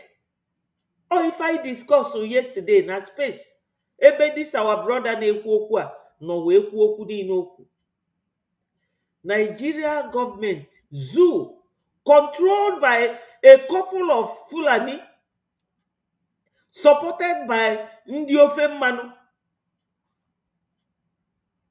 Echi niile m ga-achọ that video that Harold Smith interview ya na 1940 something ọ sị na ya lụrụ ọrụ na zoo ebe ọ nọ na-eme interview ka unu wee ntị unu gee. Onye nke a pụta ebe a kịta na-edelu m oge nkere sikwa oge nke ị ga-ata iwuchi ụlọ esi oge nkere. He is a multi-millionaire. O bulu ego ya niile bunata na zoo, million ga na-achụ everybody ọsọ maka na o wetụrụ onwe ya ni ọ ife unu ji wee na-amanye ọnụ ebe ọ nọ. Ọnụ nsị eze unu ada brush iwelie na-akpọ oge nkere odi na nwunye gị. Kedu ife oge nkere mere unu? Odibo ndị Fulani ka unu bụ. Unu a na-agbalụ ndị Fulani odibo. A na-akọ ife anyị ga-eji wee nweta Biafra, unu a na-akụ na bandị azụ maka na unu na-epiogharị from platform to platform. Unu afụghị ekịta na nke a na-akpọ Biafra 247 na ọ resign go. That brain si ya resign na why na ọ gwara ya esi na anywhere move PM ọ na-eso ọ bụ Ngozi ọ bụrụgo PM. Nwaanyị isi adịrọ mma na-aṅụ kaikai na-agagharị na-achọ onye ọ ga-achị unu wee na-esie. I can never move. I don't. Maka no this very Breji bụ line onye ndu. The same link onye ndu bụ Breji government. Ife onye ndu chọbalụ gboo ya ka o ji wee zie success bịa na agwa anyị na onye ndu si anyị chedo APM with everything in us maka na onye ndu anụgo. Mgbe na-agwazi unu na nke ọzọ dị ka ibie bụ no this very ejemma bụ ife anyị ga-eji wee nweta Biafra kịta maka na anyị emego everything dị possible for us to do. Enwe nke a na-akpọ buy.stripe.com iweli ọ dị faster mana nke a bụ www.biafrarepublicgovernment.org dịkwa okay. I click on it, ị ga-afụ donate and you click on it, o gosi gị everything. Ọ bụ na ibi na homeland kpọọ nọmba dị ebe a +447 377 38 6227 ngwa gị nye gị nọmba onye ị ga-akpọ. Onye anwa ọ jụọ gị just ajụjụ na-abụ ka o wee dị sure na ịbụ onye Biafra, onyezie gị dị akaụntụ. Maka na ndị a na-ekwu okwu akaụntụ ifefa na-achọ bụ ka fa ga-esi wee mebie Biafra na-abịa. Fulani a unu na-alụrụ ọrụ Fulani fabụ Hausa fabụ Oduduwa ka fabụ Biafra. Fulani bụ ndị oshi ndị si esi bịa. Fulani enwero value for life. Fe enwero value for social welfare. Fe enwero value for anything at all maka na fa na-ebi n'ọfịa. Etu afa si egbu anyị kịta ka fa si wee gbuo ndị ọcha oge ndị ọcha bịala in the 30s and 40s. Ndị ọcha wee manụ liriri wee si fa na fa ga-asọpọtụ fa ma fa rapụ fa ka fa nwelu that place. Fa na fa wee reach agreement. Etu anyị si wee daba n'onunu anyị nọ kịta. a na-agwa unu ka anyị ga-esi wee pụta, unu a na-eme sabotaji. Ọnwụ sabotaji ga-egbuchi unu niile n'ofu n'ofu. Ọ ife dis our brother na-akọwa kịta. They have carried that out. So I now want us to look. Everybody, just be patient. Some people may just take their Bible and start writing. I want now to put you through what Nigeria has been doing. Nobody should weep, but this is very grievous. What I'm going to read you, if I finish it, maybe up to 50. And that is why when I come here, I don't really concentrate on talking to Biafrans. I want to talk to the international community. I want them to listen to this and tell me where this has happened anywhere in the world. Even in South Africa, it didn't happen. Not in Kosovo. Not even the one that that idiot in Ukraine did with those people that Russia has just saved. Not in Gaza. This is Biafra. So my brothers and sisters, let me now go. Well, in Nigeria, June 22nd June 1945, hundreds of Igbos were murdered by Hausa and Fulani during a program. Write it down. If you have your Bible, write it. June 1945, June the 22nd, hundreds were killed. Then, they shifted it to Kano in 1953 because one Yoruba man, Akintola, was moving for the freedom of Nigeria, looking for independence. They descended on the Igbos in Kano in 1953. Thousands of Igbos with their families were brutally murdered and property looted. 1953. My people, na-egekwanụ ntị o. O bụ ụzọ si nọ June 25th 1945 ka eji wee bido gbube ndị be anyị. Ọ bụrọkwa ife taa o. June 1945, nwoke a o bu rekọd n'isi.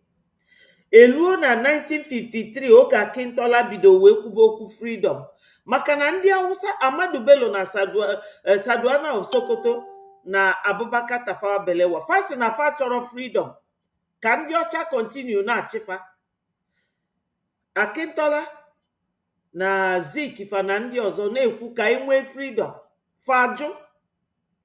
Ọkwa ndị ọcha convince fa ka fa solu wee nwee freedom, maka na o nwee interview emelu Saduana of Sokoto na 1952 na ka ọ bịa London, maka na fa abụlụgozi partner fa. O wee bịa London, fa na-ajụ ajụjụ si ya kedu ife o nwere against ndị Igbo. Ọ sị na ndị Igbo na anyị bụ ndị na-eme anyị bata n'ife anya nọkọrọ, mana fa nwa abụrụ Igbo, fa bụrụ Awụsa, fa bụrụ Oduduwa. Fa bụ ndị bịara abịa na-achụ ndị nwe obodo ka unu wee fụ ya na Fulani abụrụ ndị fa na mmadụ na-anọ. Ọ ife dis our brother na-akọwa. Onye nwere ike ya na-ede dis date ọ na-akpọ afa.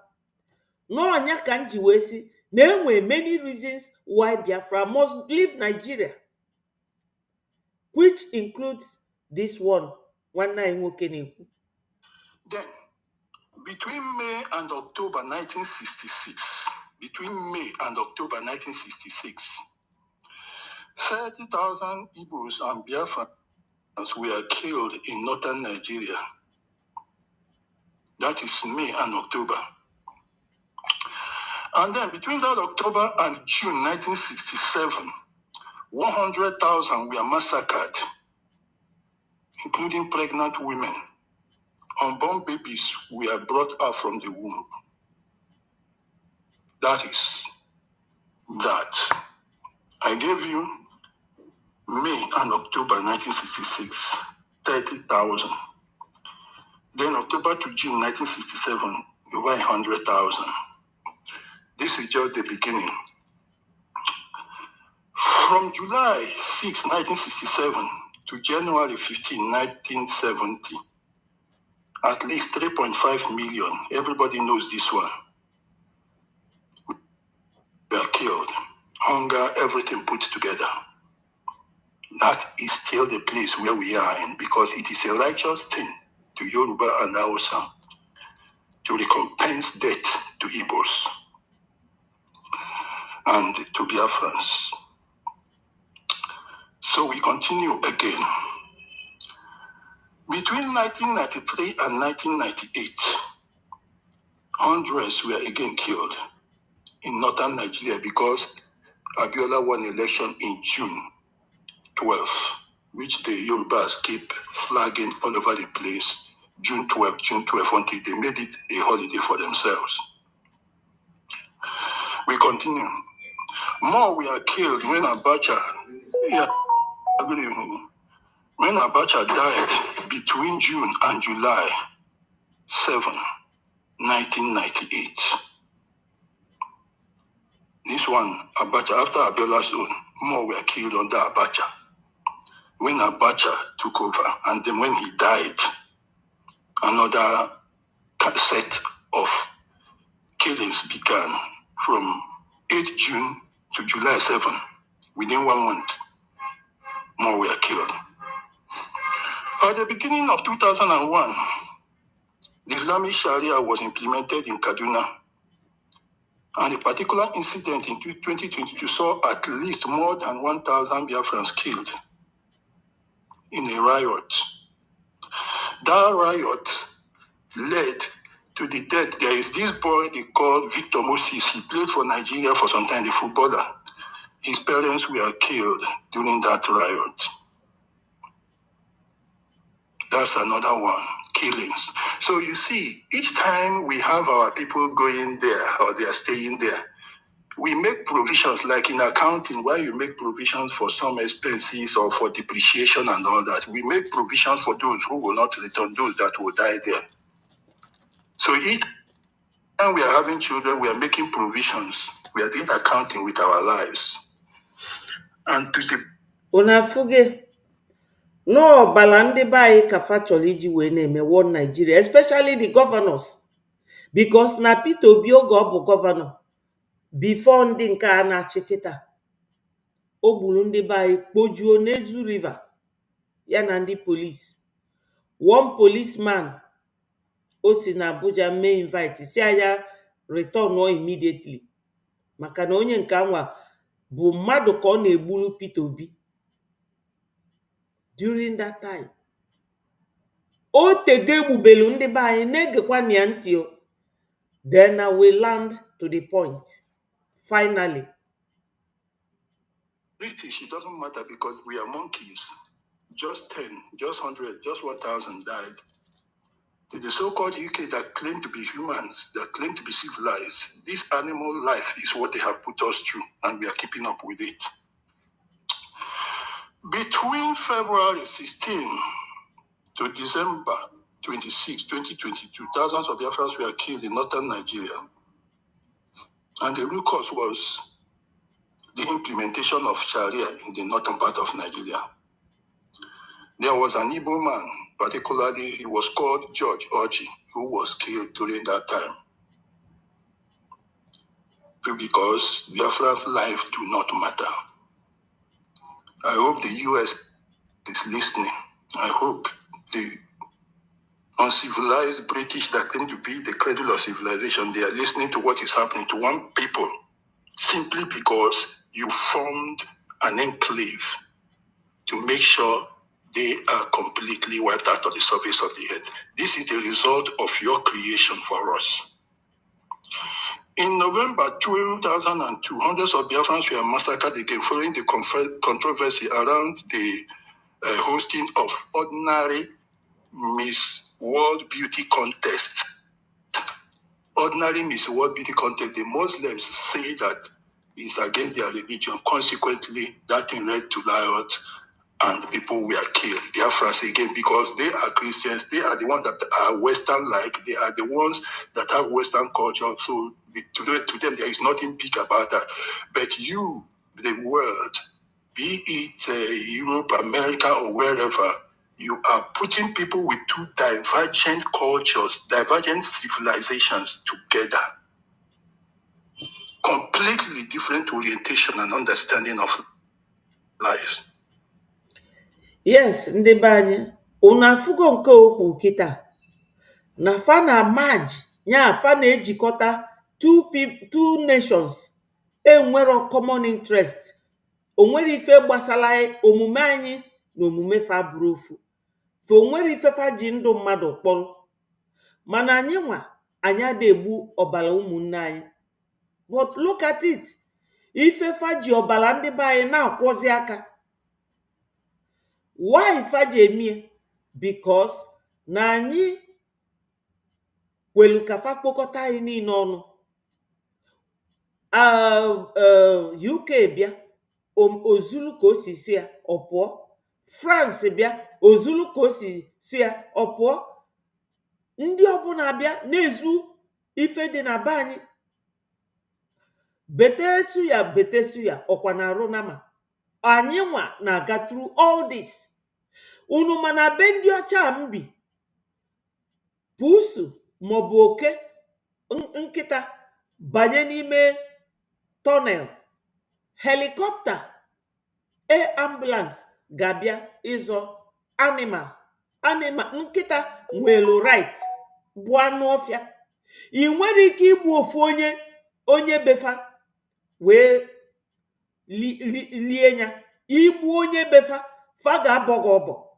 Unu mana ndị befa jee Kuwait ma jee China wee buo ife a na-akpọ akpọ. Unu ma ife na-ekwu, ife a na-adị ka ntụ. Onye befa bulie wee jee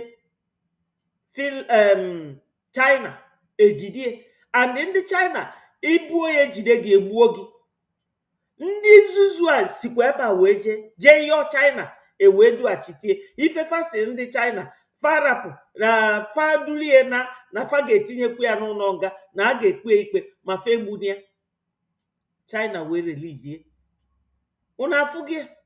But a na-egbu ndị be anyị in thousands. Fada ekwupim. Onye ndu anyị bụ onye befa. Jide akwụkwọ befa nke nyenye ikike na a ga-protect ya ka onye obodo a. Ma fada ekwupim. Then apụtazi onye Biafra bịa na your platform. Ọ na-akọgheri. Ọ na-akọ ka onye nwụrụ poison. Unu afụ gị? Anyị na-achọ inweta Biafra. Ụfọdụ create a platform iji wee kposa ife niile anyị na-eme. Oge keresi, oge keresịrị, oge kere this, oge kere that. The same thing bụ ọnụ akọrọ Ojukwu. Ọnụ afụ ka akọrọ Waziri Ike. Kọọ ya onye ndu Maazị Nnamdi Kanu. Kọọ ya our PM nke aka jikwa eji. Still ụfọdụ n'ime unu aka amarọ na ife a bụ metọdụ ndị Fulani. N'ọkafa si achọ ịdị na-eyuzu ụmụnne anyị etu afa si eyuzu ndị gọvanọ wee na-egbu ndị be anyị. The same thing. Na how many years nwoke a bụ n'isi wee malụ ife a na-eme anyị nwa bụ ndị Biafra. Then onye Biafra pụtazịa ọ na-akọ eri, ọ na-akọ aja aja. Ị nwere ike preach maka donation. Ị nwere ike preach ka ndị nọ n'ụlọ tụọ ego maka na ndị nọ n'ụlọ nwere ego. Fa nwere ego. Ifukwa onye Biafra yi nkirika akwa, ịma ama na ọ na-alụ ụlọ elu. But fa chọrọ iwepụtie fa na pretend na fa nwere ego. Fa nwere ego maka na anyị ma onwe anyị. They have the money. Ka e wee mee ngwa ngwa meghala ọdachi. Unu mana Biafra eke Biafra into 5. Ofu bụ Finland. Obodo a mbi dị 66 million. Mana anyị nwa dị 80 million. Isi n'obodo a mbi na-achọ ije France. How many hours ka ọ ga-eteki gị? Nothing. 45 minutes. Oluro 1 hour. Hello, Uchenna. Thank you for joining us. I know it's still very early in your location. Thank you so much.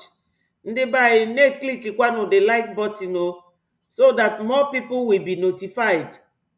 Unu mana countries dị n'iche n'iche. Onwe ndị ka na-eteta ụla kịta, o nwekwa ndị na-anaba anaba. So unu na-click the like button, ọ na-notify ndị ọzọ, na-agbasa n'ụdị ozi ka ndị be anyị na-anụ ife niile a nwoke a na-ekwu ebe a, etu esi egbu ndị be anyị, etu ndị obodo a krieti ya bụ Naijiria si gbachi nkịtị a na-egbu ndị be anyị. Hello, Joy TV, Joy Bell.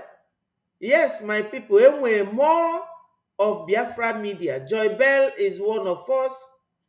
Thank you so much. Please go and follow Joy Bell TV. Ọ kaira wee na-agbasa ozi ọma. Thank you. Thank you so much.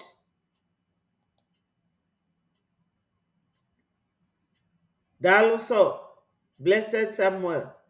Daalụ. Ndewo, ụtụtụ ọma. As I said, yeah, unu na-click the like button, ọ na-eme more people notify. Maka na dịka etu Chukwu si kee ụwa, ụfọdụ ga na-anabụ ụla, ụfọdụ na-ekuni kịta. Ọ kwa ụtụtụ ebe a, mana o nwee ndị ọ ga-abụ dia 5 a.m. kịta.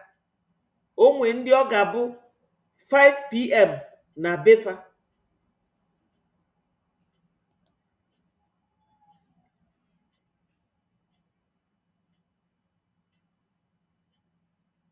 Yes, they have failed on arrival. Eziokwu.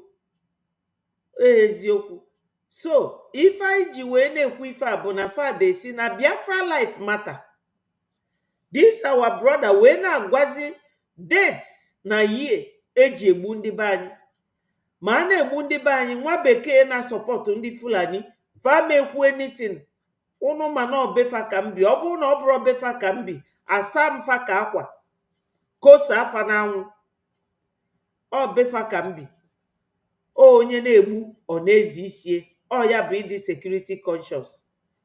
Ọnya mekwa nji wee si ka m weluzie onu be anyị, our daddy BMO na our brother Uchenna, ọfa nọ na ayọm na-asị m kwube n'onu be anyị. Unu ma na ife ụfọdụ na-afịa arụ. Thank you so much, Joy Bell. Our people will follow you. I will search for you on YouTube and I will subscribe. We have all subscribed to each other. Betty Ford TV, David Nana TV, Obi Chicago TV, Okute BTV, Nnoma Toluoma TV, Biafra Watchman TV. Anya subscribe, Sigo. We must work together. Otego Fulani Waribala anyị. Ọkwa ifulu ife a ndị gọvanọ na-eme. M ga-akpọ voice this our brother Angel Makeup ka unu nụ ife ndị gọvanọ na-eme kịta. This will be the last. This will be the last I ga tolerate saboteurs. We must go from Soviet Union, 15 countries. Si ebe anwa wee pụta. So, ife ga-esi na Nigeria pụta tosiri ịbụ 10 countries. Because ọ ya melu ndị Europe ji abịa eyuzu anyị na-amị mmanụ. Wee jide our PM.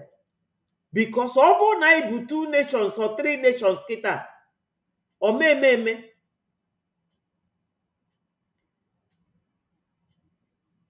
Yes, Biafra Oracle. Okay.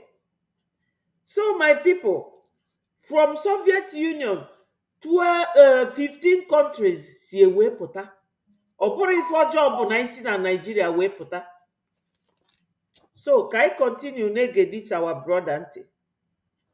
Meanwhile, yours, no matter whatever language differences, ideological differences you have in America and in UK, one thing is that you have a common culture, a common civilization. But here you are pitching 2 different cultures, 2 different civilizations, 2 different worlds. Because whilst we are living in this world of today, these people are living in the medieval age. Unu ghọtara ife okwu kịta. ọ sị na ife ndị ọcha ji nọdụ etu fa si nọdụ na fa niile nwe common way of life and eziokwu. Fa niile ụmụ nwanyị fa na-eyi short nika na-eje ma ụka sef.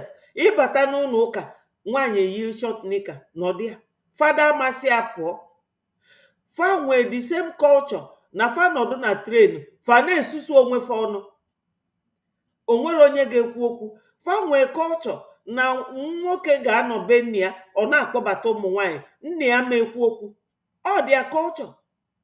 Fa nwee culture na nwaanyị nwoke yilu trouser nwaanyị eyiru, nwoke cross ụkwụ nwaanyị across, nwoke ṅụọ siga nwaanyị aṅụọ, all culture fa and they accepted it.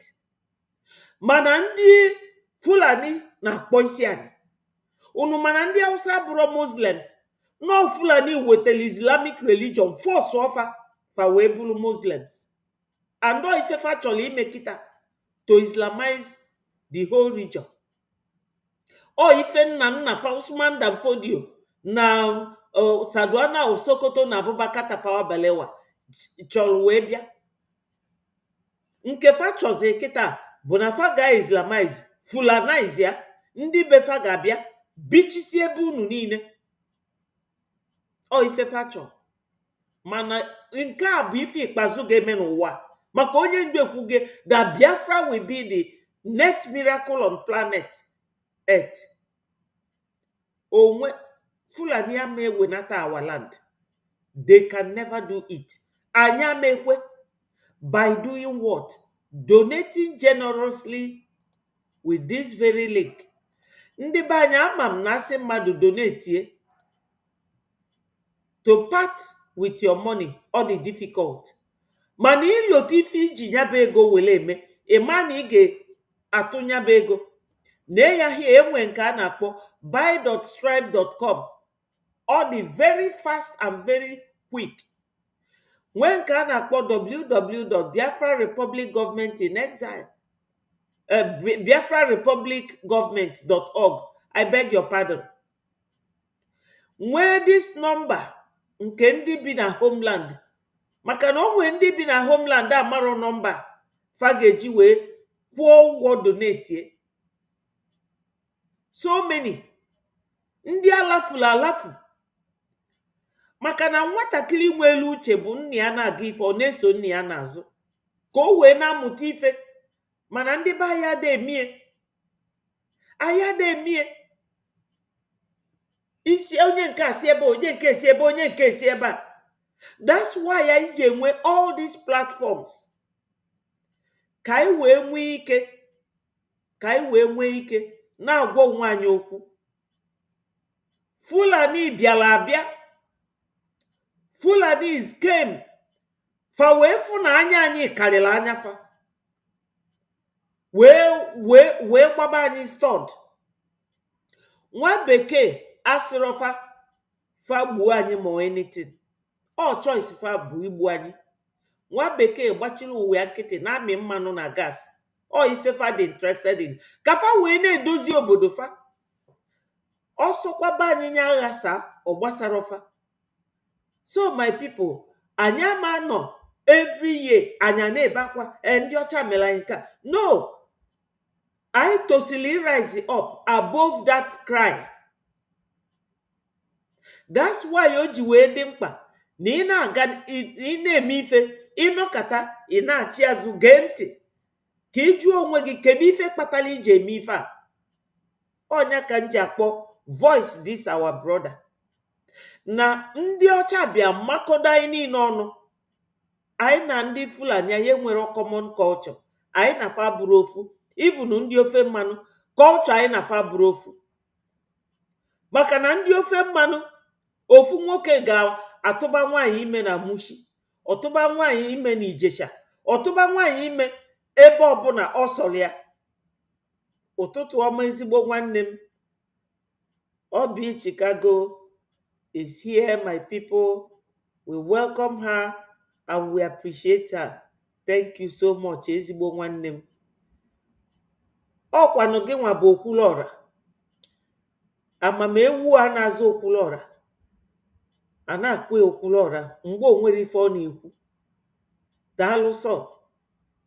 Unu afụge ife dis our brother na-ekwu ebe a bụ ka ndị ọcha si wee jikọta anyị na ndị enwere ife gbasara anyị na fa. Ndị Fulani abụrụ Hausa, fabụrụ Oduduwa, fabụrụ Biafra, maka na Biafra dịbalụ since 5,000 years ago. Ọnya bụ ndị ọcha na-agwa ndị Fulani ifefa na-eme, fa wee jee wepụ history na skuul ka ụmụ anyị ghara ịgụ wee mata na ndị Fulani bụ ndị bịara abịa, wee wepụ Biafra na world map. Bite of Biafra fa wepụ ya. Mana o nwee mapụ ị ga-ejekwa, ị ga-afụ Biafra there existing since 5,000 years ago, before ya more Jesus Christ, because Jesus came 2,000 years ago. But Biafra mebele exist gboo oge ndị nna nna anyị fazụrụ ego a na-akpọ ejemma. So my people, this buy.stripe.com, ị chọrọ ana ịtụ ego, ị klikiri anya, all the simple to use. www.biafrarepublicgovernment.org bụ another one, fantastic. Even though na nke a na-akpọ amarọmafọ ya azụ gịnị, ọbazụ nkụ ka ọbazụ osisi, mechilu our main one nke PM ụlọ fa mechie ya, welie gaba etu akafa si mechie their lives. Maka na ebe anwa ka a na-atụnyelu ndị be anyị na-echedo obodo anyị ego, fa mechie ya ka i wee fụnụ sabotage o ife ọtụtụ n'ime fa na-alụ. Yes, na ife our sister na-agwa unu ebe a gwọọ na ya. Ọ si unu Biafrans, wake up and fund your liberation, because na ọ bụ unu fund all this Biafra Republic government in exile, anyị enwe Biafra ozugbo. Anyị enwe Biafra. Mana ana m abịa ka nwoke a na-ekwu okwu a, o kwulie yesterday na space, ụfọdụ n'ime unu anọrọ de, ọnya ka m ji eyuzie so that okwucha abịazie m to my point. We were still marauding and people were occupying spaces during those ages of migration. Can you imagine that only recently on one of their channels, Okay, thank you. Or something, one of their idiots of these northern tribes was on TV with somebody interviewing him, one of those seriases that they have there. And the Fulani was, the Hausa of Fulani was telling them that, look, that the Fulani, they just go over there and they're occupying space. And that wherever they enter, that is their life. And they just enter there and they build their house and they stay.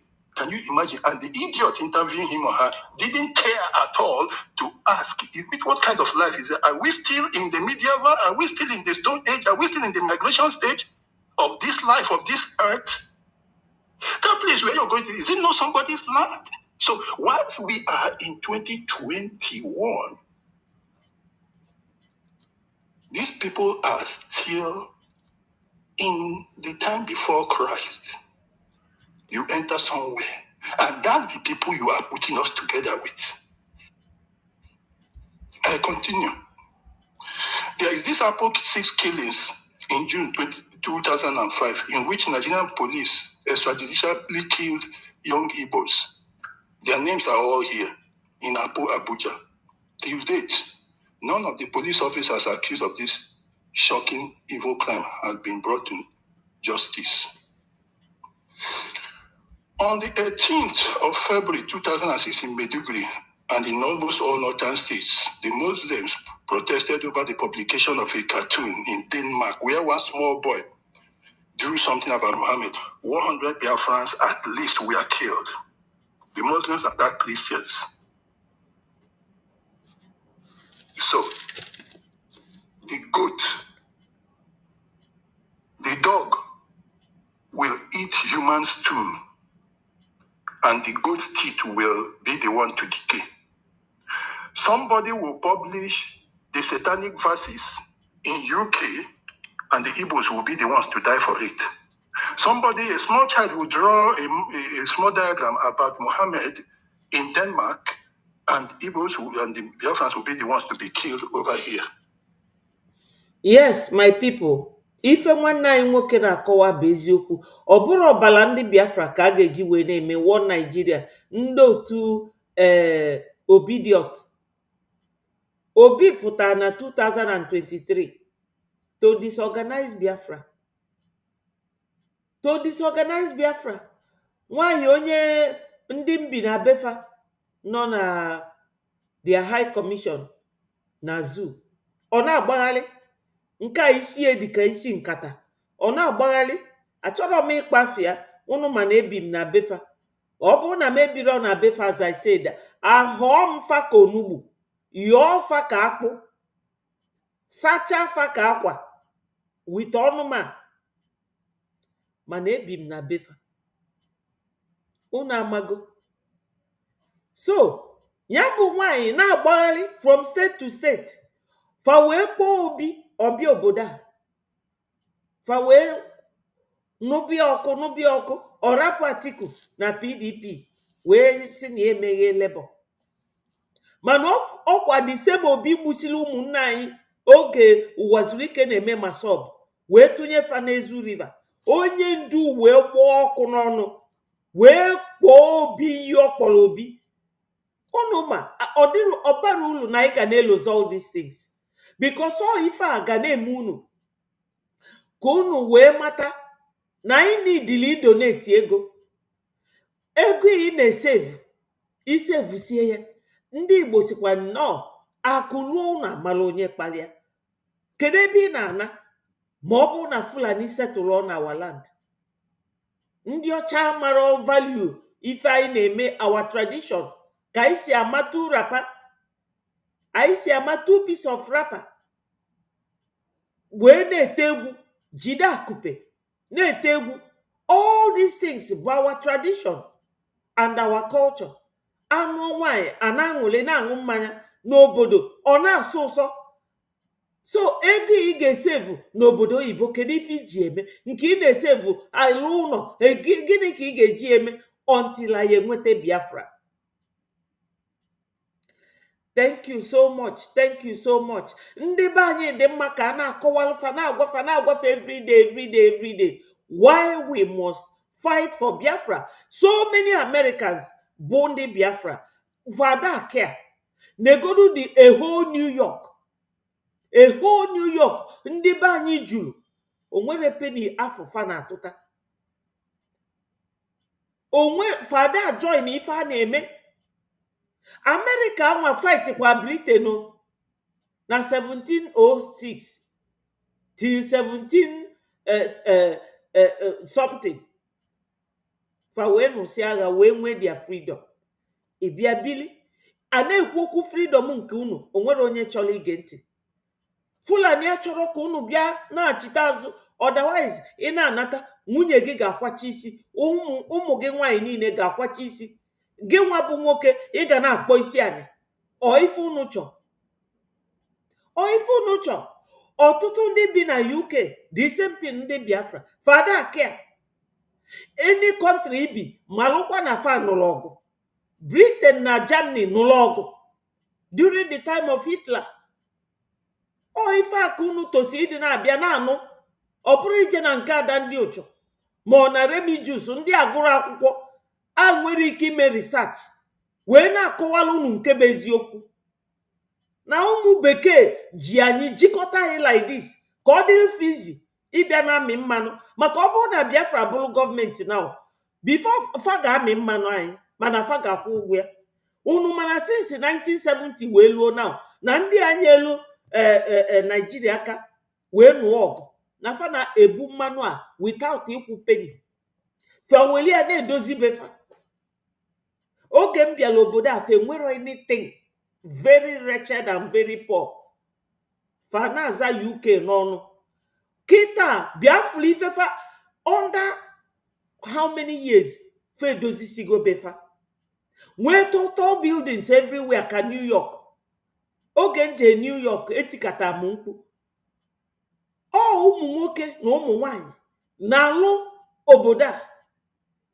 Margaret Thatcher unu mịa nwanyị a na-akpọ ya tough woman.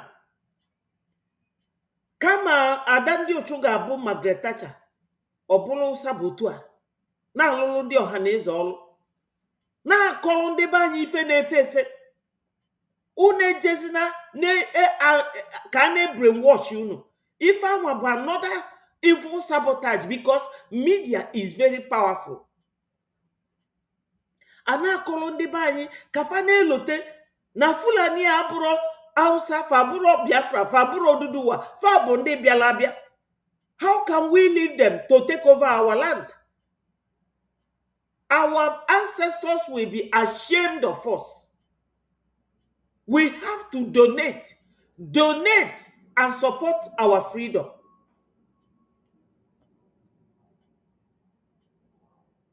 Yes, our brother Monday ọ sị na onwere ife ga-akwụsị anyị na anyị ga-enwetaliri our freedom. My brother, ife ga-akwụsị anyị bụ ego anyị need ya.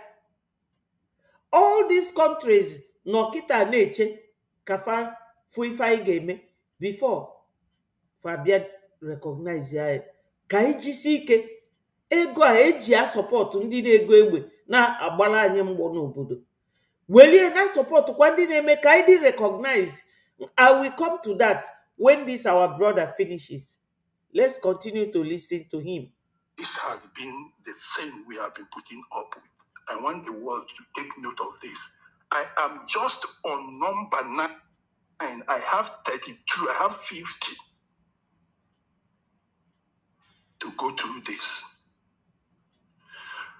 Now, from March 2006 to July 2007, hundreds of Biafrans were killed in almost all the northern, especially in Jos. The crisis was between Muslims and Christians because, yes, if you want to kill somebody that is a Christian, the surest bet is to go and kill a Biafran now, because that is the place where you have, it's almost 100%.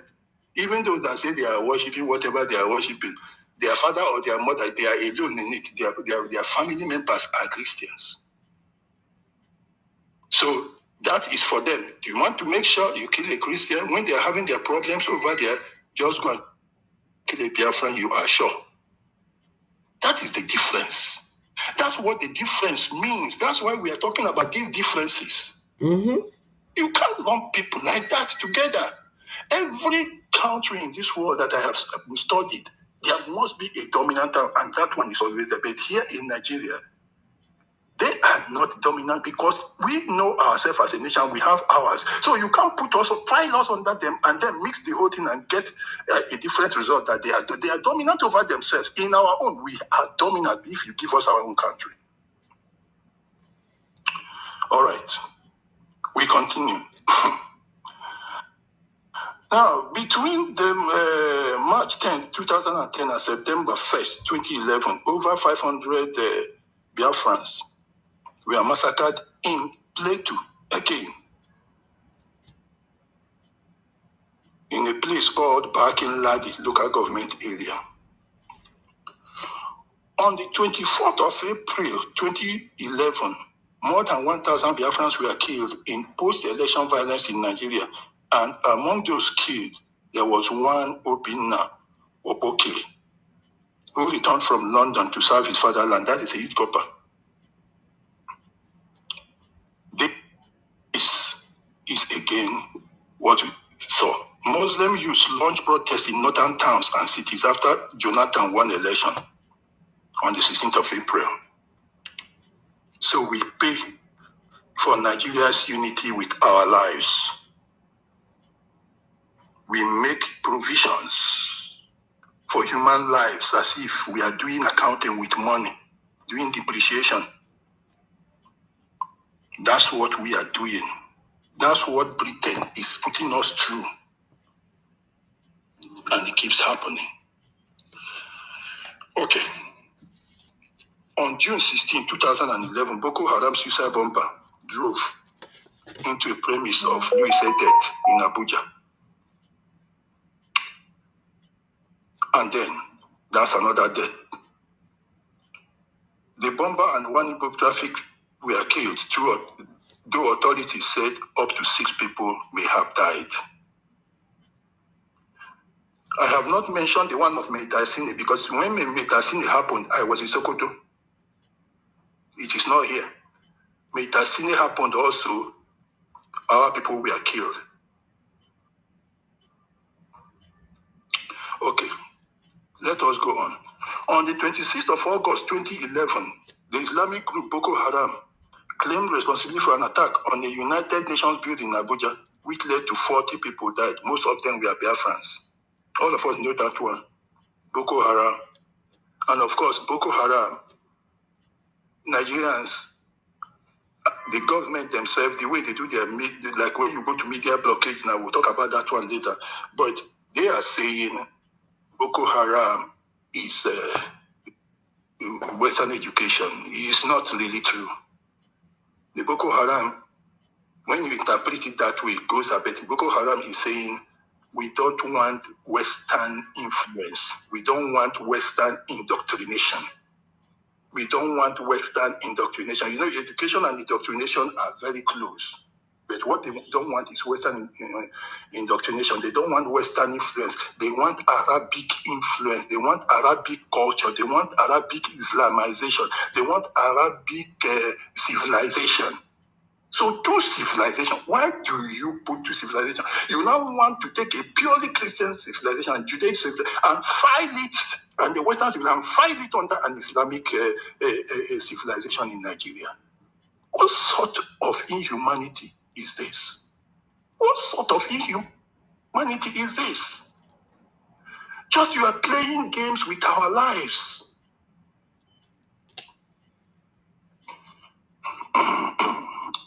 Okay. On the 16th, on the 25th of September 2011, 5 Igbo traders were shot dead in Madala Market, outskirts of Abuja, Thursday night.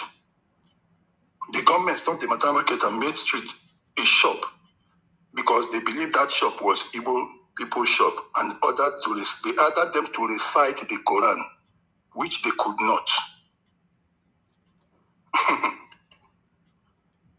They asked them to recite the Quran, and you tell us that religion is not important for you to be able to establish a nation for us? Now, if that was a joke, then now religion is very, very clear that religion is important for you to be able to determine how to consider people to stay under one roof. The way Christians are being eliminated from Nigeria. That happened September 25, 2011. December 25, 2011, Boko Haram claimed responsibility for... Yeah, somebody has joined. Please start speaking now before the internet kicks you out. Go ahead. BAG, go ahead.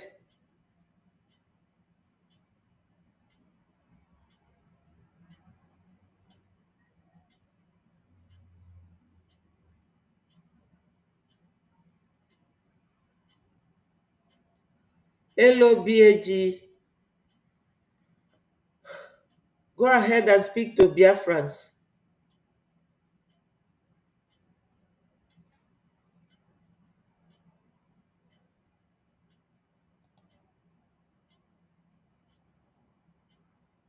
Christmas Day bombing, St. Teresa, as everybody knew that was somewhere in Niger State. 50 Igbos dead. These are not 50 chickens. These are not 50 cockroaches. But when we are not mentioning human lives as if we are talking about firewood. Every time, look at the sequence, write the dates and see how. So as far as the day comes, we are bound to be losing lives. Every generation will continue to die because Nigeria exists so that the British can have oil, so that Europeans can have oil, so that Finland can come and make a deal with Nigeria and get oil and gas that is not even Nigeria's own. Finland will. Britain will tell Finland to arrest Simon Ekpa so that these people will still continue killing. And they both tell us they are civilized. They tell us they are superior to us. They tell us they are a special race. But they go so lowly. You see, when somebody believes he is superior, let him watch. He might find himself to be inferior. Like the idiotic woman they call Katrina that came here during the Nigerian elections, and she was there, high whatever she was. And she in her mind, she was talking to some baboons, like her parents used to think in those days, their forefathers, that they were talking to some animal. So she came and she was going from here to here, telling them to contest, to participate in election, vote in election. To her, she was talking to some uncivilized people, these low-life people and that. But she didn't know that in doing that, she was also belittling herself by making herself an ordinary marketer. Exactly. She didn't look at it from that dimension, that she was a marketer among those people who she considered very lowly. She thought she was belittling. She was looking down on. You see, when these people think this way, whenever you think big, be careful. You might be belittling yourself in that act. She was looking down on us, but she was doing the smallest thing that anybody should be insulted with. Okay. On January 5, 2012, more than 43 Igbos and Biafrans were killed in Adamawa, northeastern Nigeria. The first 16 in all were murdered on Friday during a service at Christ Apostolic Church, Yola. 27 others, described as mourners, had been killed earlier. 27 were killed, then later they came and killed. These are human beings. These are not Christmas goods. In fact, the one of St. Teresa's was a Christmas. So the Muslims, the Hausa and their brothers and the Fulani, they use those people to celebrate their own Christmas.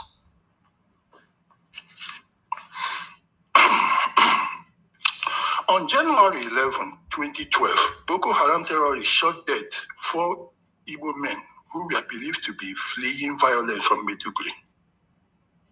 January 11, 2012. Can you see, every year, 2-3 times, every year, 2-3 times, it has been happening. It's not new. We have felt this. From my childhood, I've been seeing this. When my children wanted to go for youth service, I thought they would never go there. Instead of let them go outside the country. Because I will never take a risk of that nature. I did everything to make sure they didn't go there. Sometimes youth corpers, they are still called youth corper. They'll kill them. God have mercy. On Monday, January 16, 2012, members of the Boko Haram again shot dead 5 Biafrans in their home in Maiduguri. 3 people among those shot have been confirmed to be Igbo, 3 out of 5. So, and they were Christians, so the rest could be any other. On 16 March 2020, to December 2012, Mr. John Nubrim was visibly traumatized after fleeing the northeast because of the attack of Boko Haram. He said the young electronics trader, they were also, his parents and brothers and sisters died in that attack. So we had January 21st, March 22, March 16, December 2012. We still had another 2012 again. On February 3, 2012, men of the terrorist group again struck in Ajokuta, a police station, and First Generation Bank were burnt. In another accident, at least 6 Biafrans were killed in Maiduguri by the same Boko Haram. On August 8, 2012, Boko Haram terrorists attacked a church in Okene with guns, killing many Igbos on that day. An IED was discovered in another church in Lokoja, Kogi State. 20 Biafrans lost their lives. On Monday, 19th March 2023, the whole world woke up to the sad news about the explosion of 5 luxurious buses by Boko Haram. Sabongeri in Kano. 250 Biafrans were killed, many maimed. Is Gaza anything compared to this? That everybody now wants to recognize Palestinian. This is a generational thing. Every generation has to make sacrifices of lives of Biafrans and majorly Igbos because we are filed in a state of terror. In an arrangement that doesn't make sense, arrangement that we should voluntarily reject or accept, but we are not given rights because the British and the West see us as baboons. Ordinary hibiscus, you can crossbreed with another hibiscus, and they are just cross-pollination. So that when they have children, they cannot become, they are using nations, people of equal standing in them in life before God and before man, as ordinary hibiscus flowers to do experiments in the laboratory. We are guinea pigs for them to create a nation for themselves. On Friday, May 24, 2013, at about 7:30, the police public relations confirmed that 247 that unknown gunmen killed to be Boko Haram terrorist group struck. 247 were killed in Kano. 2 Igbo men, organizer and an electronic, both victims hailed from Nsukka.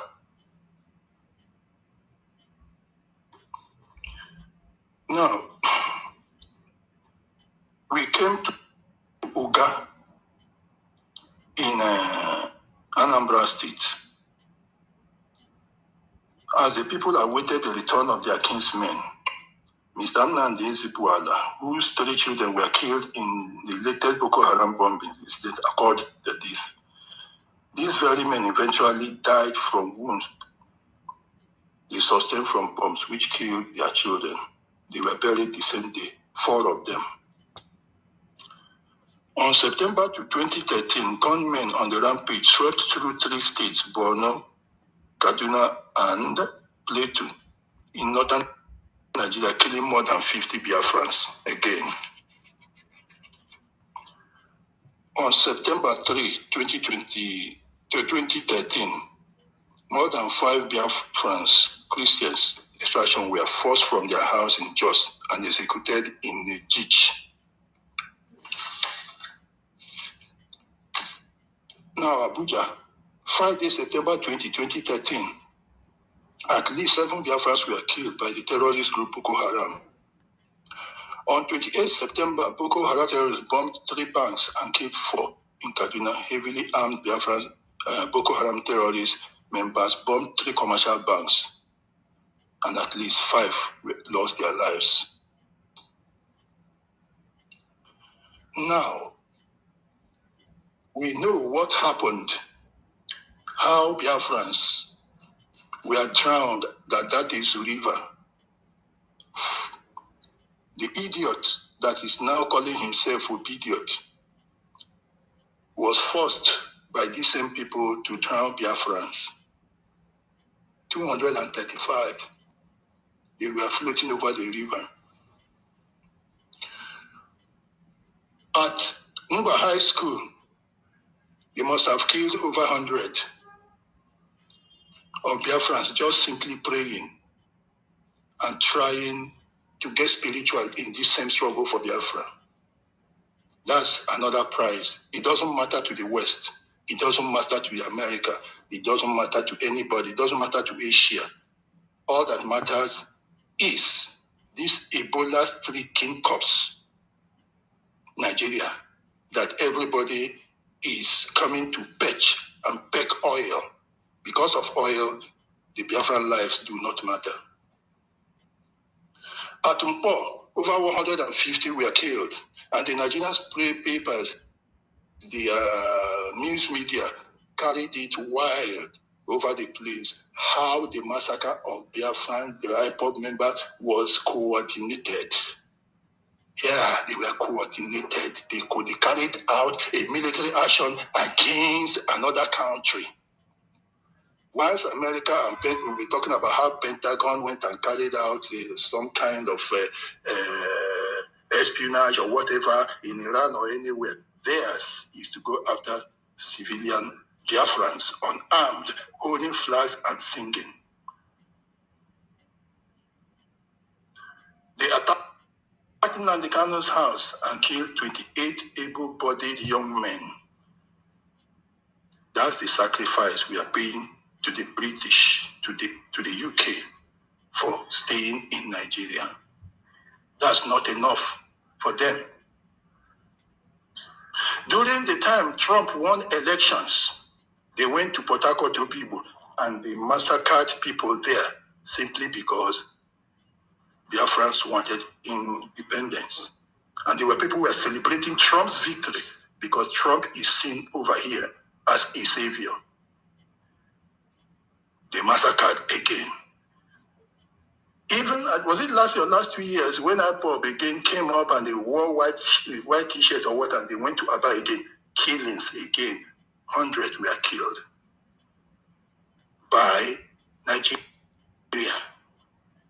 Today, they are still doing the same thing. They go to Osu, they kill people, they burn houses, they do all that. Yes, our brother said today they are still doing the same thing. Let me appreciate my brothers and sisters. Chi for great. Thank you so much. Dalono. Rodriguez Orlando, Dalu so much. Ikuku, Dalu so much. Dalono. Ife anyị na-eme ebe a, oge ọbụla anyị na-ekwu na ife anyị na-eme bụ ife mmụọ, onye anyị na-achụrụ aja bụ onye mmụọ, oke mmụọ. Onye ndu bụ nye anyị like that slogan. O nwere ebe Jizọs Kraịst kwuru na John chapter 14, I think of verse 15.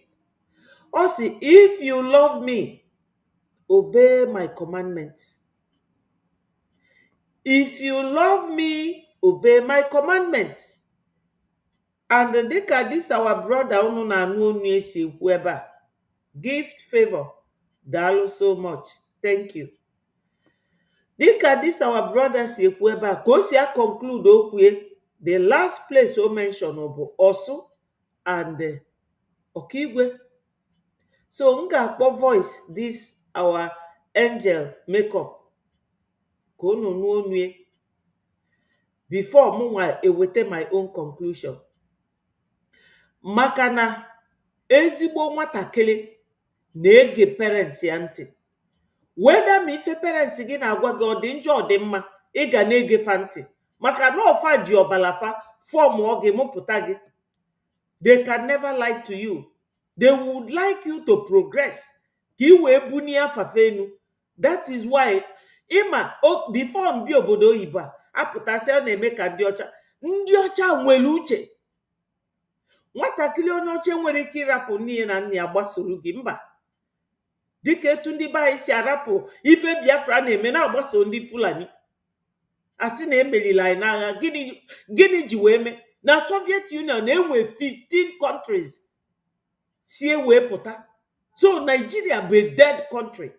Anyị abụrụ Nigeria, anyị bụ Biafra 5,000 years ago.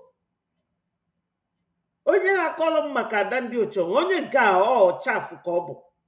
Ị gụrụ akwụkwọ, ị bụrụ minista na Biafra Republic Government, isi na ịbụ independent media, ọsọsọ asịrị ka ị na-akụ.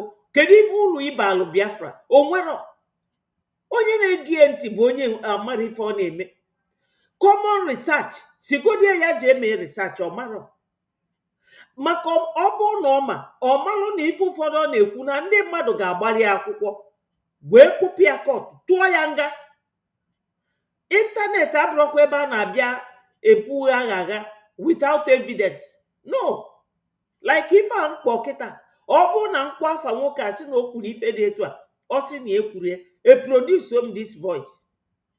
Ọnya bụ ife a na-akpọ iso onye maara ụzọ. Anya ga-agụsị akwụkwọ nwee degree, anya na-akọ n'enu n'enu. Ime aghọta that na Fulani abụrụ Hausa, fabụrụ Oduduwa, fabụrụ Biafra.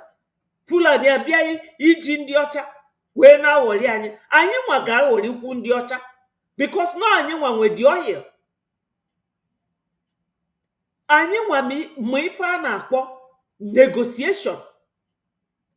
And onye nwe ife resources a ga-anọ na ife ndị ọcha na-akpọ powerful and strong bargaining power. Ọ gị nwa, you will take upper hand. Nigeria ga-eje fa nwere oyi, nwee gas, nwee diamond, nwee gold. Fa jee iboro ego, fa nọdụ na the weakest link. Ọ bụrụ onye na-enye gị ego ga-eji your mineral resources nwee ụwa niile banyụọ ọkụ, ga na-agwazi gị ife gị nwa bụ onye nwe ife ga-negotiate very well, natafe ezigbo ego. Gwafa na fa ga-ana gị lower percentage because of the power of what you are giving them. Mba ọnọdụ na platform ya ọ na-akọ iri. Anyway, let me ignore her, or she's of no relevance to what we are doing. So this our brother, ife niile ọ kọrọ ebe a, ife niile ọ kọrọ ebe onye nwere uche ga-amata na ya ga na-ege parents ya ntị. Ka anyị ga-esi nọdụ our ancestors adị happy, obi aṅụrị ya na-akpafa na ụmụfa rapụrụ ndị Hausa, Fulani rapụrụ fani gbawalụ. Anyị bi America, anyị bi London, anyị bi Germany, anyị bi Holland, anyị bi Belgium, anyị bi Finland, anyị bi America, bilu Brazil, bili na China. O nwere obodo ị ga-abata n'ụwa, Australia, Canada, ịmafụ ndị Biafra. Maka ọka isi eme, anyị na-agbakọ ụkpaka gbasasị ebe niile. Ọ maka this bad government. Ịnụzia na onwe ife ga-eme ka enweta Biafra, ime weta ego. Ebe a si no ego, ịma na inwe nsogbu. Oge m na-alụ ọrụ na zoo, ndị anyị na-afa na-alụ ka chọrọ m ịkpafe ebe nlụ maka na ọ a very popular place. Mfasị kedu ife a ga-eme ka fa nweta ife fa na-achọ? Ego. Abịa gwa gị sị gị na nekwa ife ị ga-eme for you to get Biafra. Ị na-akpụ ụkwụ akpụ naanị. Asị gị ga iji na-akpụ ụkwụ akpụ naanị. Tinye na aka na akpa ka anyị weta ego a. Number one, anyị weta ego a mee ya kpakpakpa, onye ndu anyị apụta, PM apụta. At least ndị ụwa amalụ na ọ bụrụ onye ndu na cause problem, ọ bụrụ PM na cause problem, and ọ bụrụ because of them ka anyị ji achọ Biafra, mana ọfa bụ our leaders. Ọ ife niile dị n'ụwa na-aga n'usoro.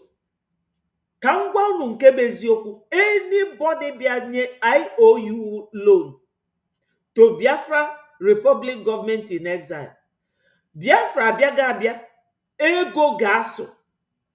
Ọkwa ifuru etu ego si dị na America, o etu ego ga-esi dị na Biafra land, maka na enwe so many minerals a ka discover or discover gị beta ka bidoro ha nes bịa. Ndị be anyị biko nụ ka anyị donate na ego, ka anyị tụọ na ego.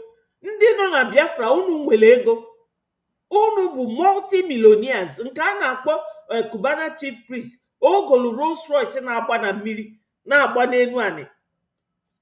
Ka ị gwazie m ego na ọ ga-abụ.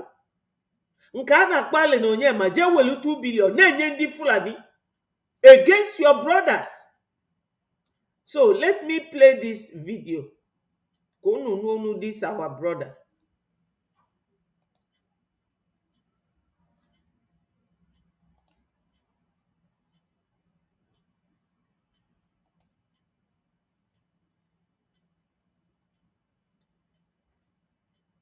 Internet, don't do this now.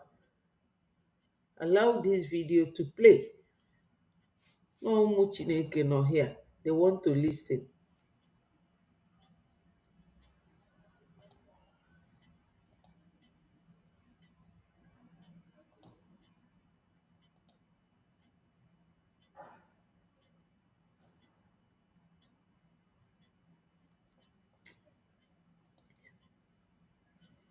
nwanne m internet oh, I don't know. Ama ife na-eme the thing, it keeps recycling.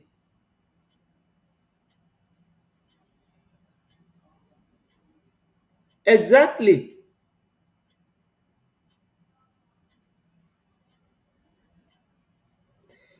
O nwere ife o nwee to offer. O nwere unu jụọ onwe unu ajụjụ, gịnị ka ya bụ onye na-eme na nwere onwe a? Sọsọ asịrị, ọ gbalụjekwuru Ngozi, ọ gbabata Brejil, ọ gbapụ with CRC, ọ na-akụgharị asị kịta anya na fa nọ n'okwu. That's confused human being. Onye aṅụrụma, very very confused. Nothing, clearly nothing to offer. Our brothers in all, the very sad. NK, very very sad. Ka Fulani si wee jikọta ndị be anyị. Let me look for this video from my phone. Ụmụnne m na ụmụnna m, Biafra abịagokwanụ, ọkwa anyị nwa ka ọ dịzi n'aka. Nwa bekee, unu ma na ndị ọcha ma iferi nne. Ndị ọcha nwere ụbụrụ. Onye ọcha ga na-eche gị ka ọ mara ife ị ga-eme, ka ọ mara ife ị ga-ekwu. Anyị chọkwa na igosifa na ife anyị ga-eme dị. Ife anyị ga-eme dị. Ka anyị tụkọ na ego, you know, ka e wee nwetala anyị Biafra. Ndị ọcha na-emekwa ka anyị nwa bụ ndị ojii.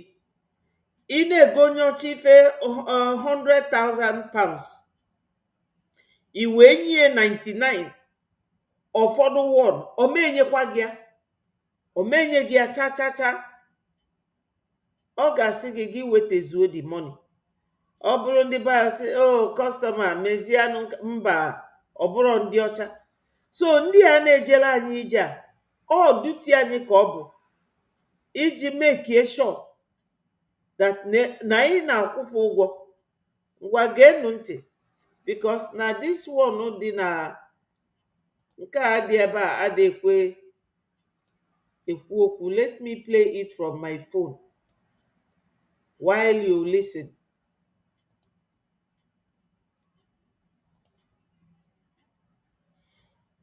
Wow. Hardcore, come and talk to Biafrans. They are waiting for you. Yes.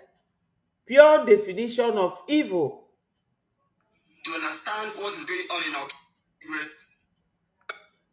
Ka m gwa unu why nji wee na-akpọ this voice bụ na this our brother anyị na-ege ntị. Afia bụ Emeka. Ife niile o kwuru, o ji ọkaigwe na Ọsụ wee close ya with all the dates a na-egbu ndị be anyị, years eji egbu ndị be anyị.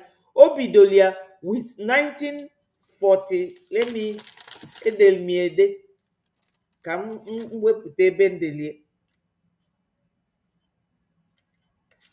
oge eji wee gbube ndị be anyị. I wrote it down. Where is this write up?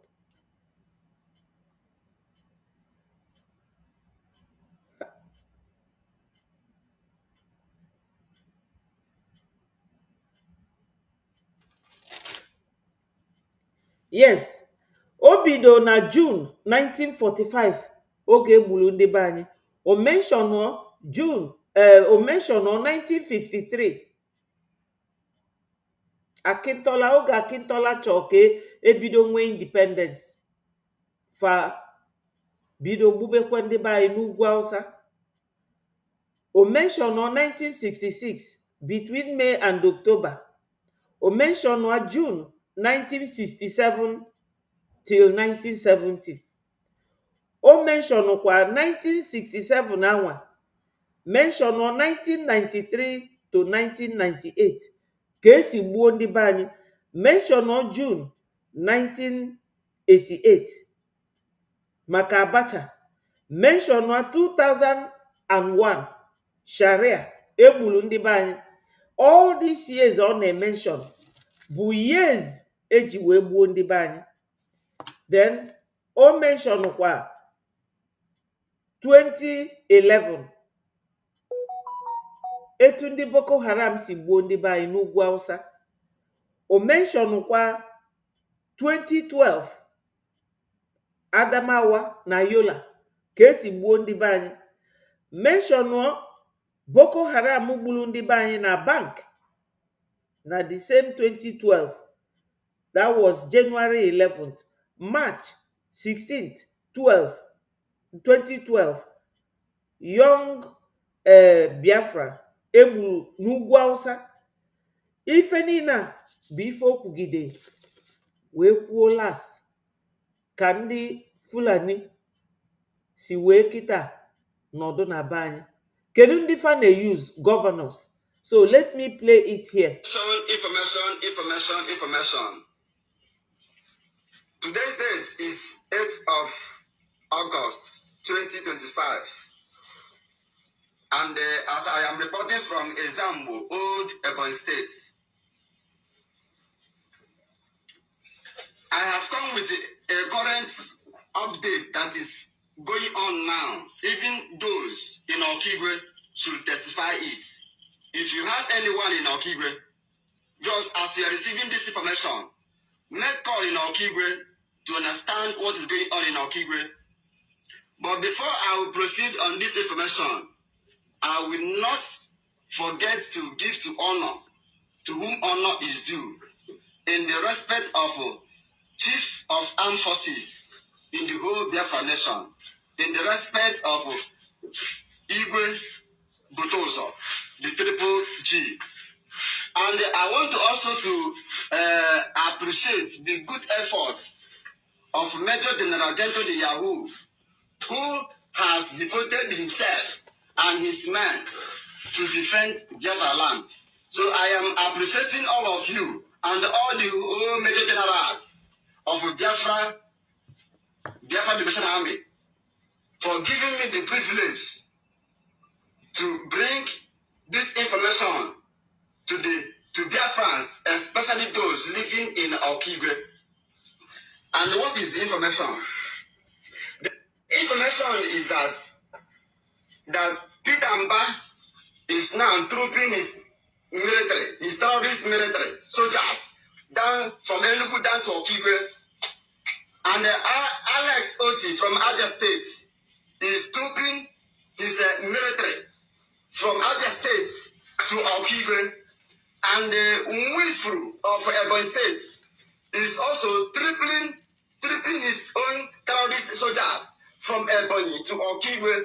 And the Owerri State, Owerri by Hope Ozodema, is trooping his own terrorist squad from Owerri to Okigwe. So, and the Anambra Soludo is also bringing all the terrorists he grouped with Nigerian soldiers. They are trooping from Anambra to Okigwe. So, it is on notice. I want their friends to take it as a notice that there is another genocide that is going on in Okigwe.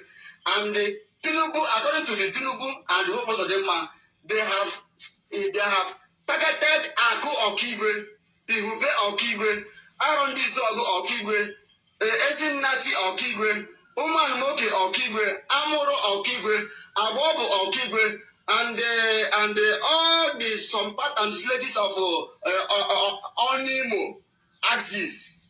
So these are the places that they have mapped to invade. Please, I want to use this medium according to the order and directions of Major General Yahoo. He passed to me to pass to you, that is related to me, that those people in these areas I have mentioned should be security conscious. And if you know that you cannot stand the heat, please leave the axis. And I want to use this opportunity to assure Biafrans. Biafrans should not panic, because the men on ground in that axis have taken in their positions to defend Okigwe State. Please, if you are supporting Nigerian terrorist government, you are supporting killing of your own people. This is the handwork of Ebe Kodike. Caterpillar and Mazi Zumas. Ebe Kodike Obiekunie of Arondizog. And this war is sponsored by the stakeholders and the politicians of Arondizog. So I am reporting this from Izambo, Old Ebonyi States, over what is currently going on in Okigwe, even though Major General Gento is not in the axis of Okigwe, neither Imo States, or Imo States. So take this note, this note for you to understand that whatever that is going on now, Purpose of them have directed his military terrorists, tiger base, to begin to burn down people's house. I will be bringing updates as I receive updates from Okigwe axis. Yeah, a wonderful people of Biafra all over the continent, the lovers of freedom, the supporters of freedom of Biafrans all over the continent. I greet you all. Good morning, good afternoon, good evening, depending your location, where you are watching me from. I am still remaining Ifeanyi Chukwu. Talk to us. Talk to Biafrans.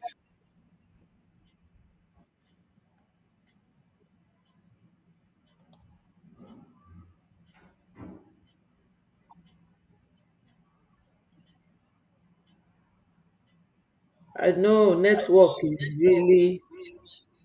Go ahead and talk to Biafrans. Is it me? Yes, go ahead. Okay. Okay. Ekele m unu. Ọ Ndewo. dịla atọ m ụtọ otu BRG Biafra gọọmenti na-eza otu ha si ewere eme ihe a otu ha si agba mbọ ha niile na-agba na-eme ka enweta Biafra. Ama m na ọ dịrị izi onye chere na ọ ya adị izi inweta ya oge adị izi bụs anyị ma ndị anyị na ha na-emekọ ihe nakwa n'ebe ahụ ndị pụtara anyị na-asị na ha chọrọ accountability ka ihe ha mebere since ha jiri wee chọba accountability ha Oh, ka ihe ndị pụtara anyị na-esugharị imi ọnwa bụ ofu mkpụrụ ihe ha mepụtabere ego oke nke a ha mere eme ha pụtabịa ihe anyị accountability ebe ha na-achọrọ accountability ndị be anyị na-ala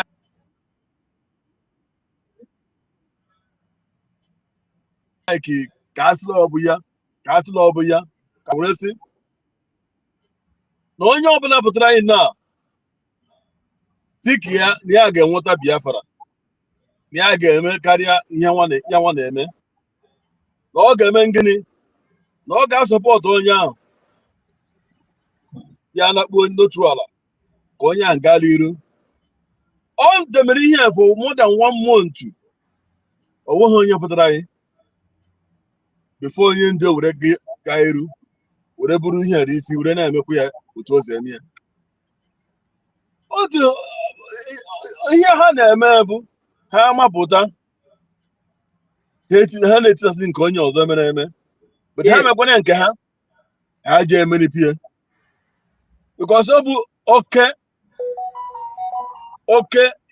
ihe mere oke mkpọrọmasị because ndị oyibo ezụlọ bụ envy and jealousy ihe na-egbu ha ike gwa ha na mana APM ego otu ha sa na ha ndị ayịyọ nwoke mmadụ abụ ike agwụli ya ige kọlụ ha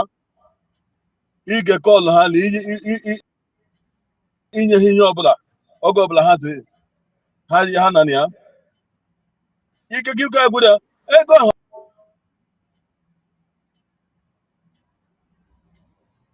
Ew.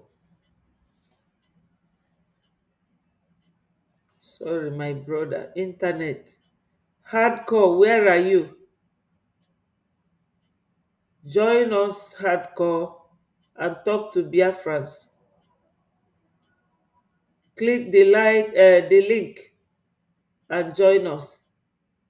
Hardcore, are you still there or you are gone? Wow, hardcore is no longer here. No problem. So ndị be anyị,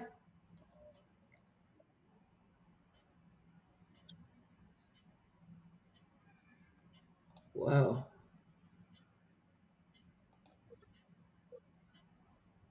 continue. Go ahead.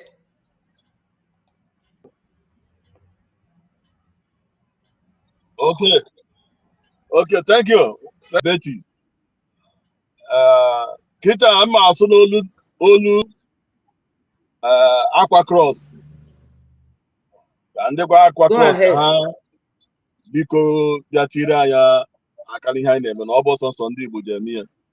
Ambọ Nita Cross River ya Akwa Ibom steeti mbọ ewo eri adi support me brigi me Biafra gọọmenti na eza tọrọ ya tọrọ ya mma emen Biafra eri cause iba makara ibigi na mgbọrọ nọ nyin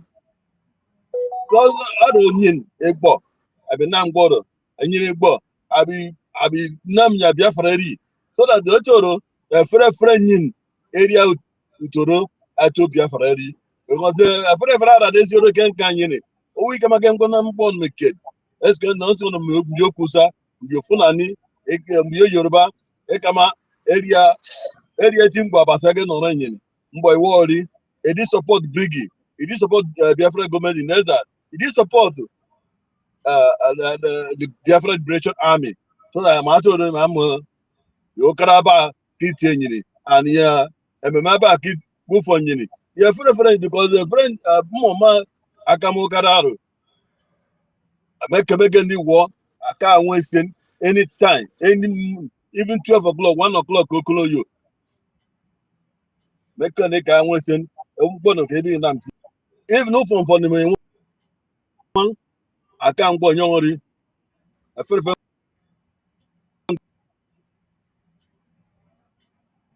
Bob as nego for anyora na forget it.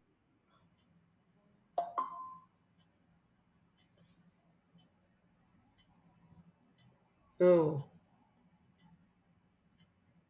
netwọk na-enye gị nsogbu nnọọ. Hardcore nwanne m, kedu ebe ị nọ? Bịa kwuolu ndị Biafra okwu. Ọ dị mma ka ọ bụrụ sọsọ onye ofu onye ka ndị be anyị na-anụ. Mana ka o si na-adị ndị be anyị, ka m sọmaraizizia ife niile anyị kwuru n'ụtụtụ taa. Unu mana kịta anyị anọrọzi na agitation. Anyị emego agitate all these years with onye ndu with PM abịa form or gọọmenti anyị wee redeclare Biafra ka o solu na nke Ojukwu declare before anyị wee continue ya na 2nd of December 2024 na Lati, Finland. Oge anyị ji wee redeclare Biafra. Ndị be anyị, that declaration bụ ife mezila anyị kịta anyị wee bụrụ a nation wee na-achọzi ndị ga-recognize anyị. Ọnya ka o ji dị mkpa na anyị ga na-atụ ego. Ife chezila anyị n'iru kịta, anyị ekwugo okwu for so many years ka ndị ọcha n'onu anyị, ka ndị ojii n'onu anyị, ka nwoke n'onu anyị, ka nwaanyị n'onu anyị. Kịta steji anyị nọzina ya bụ ebe anyị ga na-atụ ego, na-atụsie ike. Ana m ajakwa unu ike o, na-ekene unu maka nke unu mere eme, maka na asị na eto dike na nke ome ọzọ. Ya ka m ji na-asị unu na ebe ọ bụ na ebe anyị na-eje na anyị elubere ya, we will continue to work. Anyị ga na-aga n'iru, and ọganiru anwa ga-abụ anyị na-aga anyị na-atụ ego. Maka na ego ịnọ n'obodo oyibo na-akpa, a sị na akụ ruo ụlọ amala onye kpalịa. Ndị ọcha ada enwe efe ụdị lifestyle anyị nwa bụ ndị Africa, ndị Biafra, anyị nwere beautiful and wonderful traditions and cultures. Etu anyị si eme ife, obi a na-asụ anyị ụsọ, a na-anụ nwaanyị, a na-agba egwu, na-agba egbe, na-aṅụ mmanya, na-agba mkpọ naanị ma mmadụ nwụọ. Anyị ama emenwe ụdị ife anwa n'obodo oyibo. Isikwanụ ka ị na ụlọ kịta je eme ya efe, jide gị nalụ gị ego. Maka na ndị Amerịka, ndị otu Biden na-ebunye fa 695 million every year, fa na Afghanistan na Pakistan. This gọọmenti bata kịta bụ nke Trump akwụsịghị, so fa na-achọzi ego. By all means, ụmụnne anyị nọ na very serious risk. Fa egburo gị egbu, fa na gị ransom. Onwe ndị ga-akwụsị fa ransom, fa ma gbuo onye anwa, were ọga na onye anwa jele. Ife aka Fulani na-eme na be anyị. That's why anyị ji wee nwee so many media platforms, ebe anyị ga-anọ na-agwa ndị ọcha sọsọ ịtụ ego a ga-ewetara anyị Biafra. And mgbe Biafra ga-abịa with receipt niile iji wee tụọ ego, nna anyị ga-abụ milonia, ma ịlụrụ ọrụ ma ịlụrụ ọrụ, maka ego juru na be anyị. And anyị maka esi achụ ego. Ọ bụrụkwanụ sọsọ gas na oil. Onye ndu kwuru esi na ya dị ready inye gas na oil to any country chọrọ ya, because anyị dị very innovative. Anyị nwere ụbụrụ. Ị ga-afụ ụmụaka ba ife abịa mee ife dịka ụgbọelu, ọ na-efe n'elu. Ifufafa lụọ moto, ọ na-agba. Na-aba a na-alụ shuu dịkwa ka nke ndị ọcha na-alụ the same way. Anyị abụrụ ndị na-alarụ ụla from morning till afternoon. Mba, onye Biafra lara ụla kịta, ọ na-ene anya na time. Chi foro ana, ọ pụọ. Ọ ga-alụgide ọlụ tichi eji, ọ natabie. Ọ ka isi eme. Anyị abụrụ lazy people. Ọ bụ na ị nwere ego a, wetie. Ọ bụrụgodu 10 eje mma, 5 eje mma, bịa tụọ ya. Nke ọzọ wee bụrụ na ịtụ ọnya bụ ego, a ga-eji ofu wee nye ndị na-agbara anyị egbe na-echebe anyị, nye ndị nke ọzọ na-eweta recognition. Maka na ndị ọcha nwee ka fadị highly security conscious, nke a na-akpọ iche nche maka mmadụ ịbịa mebie ebefa. Onwero ife ndị ọcha enwere ọnọdụ dịka ndị a na-edu our APM na-eje ịfụ ndị gọvanmenti. APM amejenwukwa ebe anwa sọsịa, ọ mejenwufa amekwe ya bata. Mana ọ bikos na oso ndị a na-akwụ ụgwọ, a na-akpọ lobbyist. Ndị lobbyist ha kọlụfa bụ fa bịafa na-agwa gọọmenti na ndị a chọrọ inwere onwe fa, na nnekwu ife kpata afa ji wee chọọ inwere onwe fa. Ife niile anyị na-ekwu na ife niile anyị na-egosi, fa ige nya ntị, unu afụ gị. Mana PM agafesigo those level ọ nọzi kịta bụ na fa na-eche ka fafụ na be anyị na ndị Fulani anọrọzia, fe wee recognize ya gị.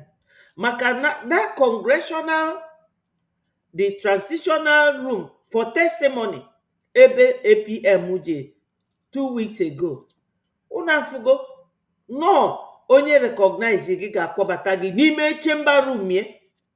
Ịbịa be mmadụ, o nwee ike odobe gị n'ilo, gị na akọsịa nkata isi ebe anwa na. Ụfọdụ akpọbata gị na palọ, ụfọdụ eduru gị baa na dia bedroom. So na onye ịbata bie, ịbata na palọ, ọkpọrọ gị baa na bedroom, onye anwa anabatago gị. They have recognized na onwe ndị a na-akpọ Biafra. Ọ fọzili ka fafu our own action by ịtụ ego a. Maka na iji godo ego jelu ụlọ n'obodo, Fulani nwee ike gbaa ya ọkụ, inwe ike ịnaluo ịma dị ndụ bie na ya bụ ụlọ. Mana achụpụ ndị a, anyị nweta recognition. Ọnya bụ na okwu adaghalịa na anyị enwelugo onwe anyị. Kịta ka m gwazie unu ife unu ga-eji wee believe ife a na-ekwu, maka na oge ụfọdụ ị na-ekwu ife ị na-ekwu ma ị da-akọwalụ ndị be unu fama aghọta. Unu mana enwe ife a na-akpọ United Nations. That United Nations fa bụkwa ndị aghụghọ, maka na ndị ọcha aghụghọ ju fa n'isi. Ife niile a Fulani na-eme anyị ọ ndị ọcha na-agwafịa. Sabotage bụ asụsụ ndị ọcha, nya ịgba nwanne gị mgbe okpuru, ọnya ka fa na-akpọsa is their language. So ndị ọcha nwere uche fama ife. UN nwere ife a na-akpọ peacekeeping force. Peacekeeping force anwa bụ ọ bụrụ na two nations dịka Mali na Burkina Faso ma Ghana na Burkina Faso, maka ọ ndị bụ neighbors, ma Somali na Kenya ndị bụ neighbors, na ndị Kenya ebulu agha wee jee Somali, then ọbụlụ nation na-abụ ọbụlụ two different nations. Burkina Faso and Ghana, they are neighbors. Ọbụlụ na Ghana ebulu agha jee na Burkina Faso, onye ndị UN peacekeeping force ikike ya nke a na-akpọ power, legal power to go there feje ebe anwa jee keep peace. Mana anyị nwa onye ndu edego akwụkwọ degalụ ndị UN, anyị nwa sị ndị UN bịa, fama bịa Nigeria aplantigo nke a na-akpọ Pantami na that place.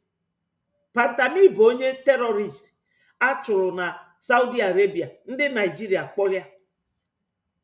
Ifugie kịta fe alọbigo dunye oje na UN. Onwe leta ide UN ama ekwe, maka na ọ nọ ebe anwa ọkagbuo ya. So this peacekeeping force ama abịakwa na Biafra land. Maka research m mee yesterday, fast no internal fight no ife na-aga na Nigeria.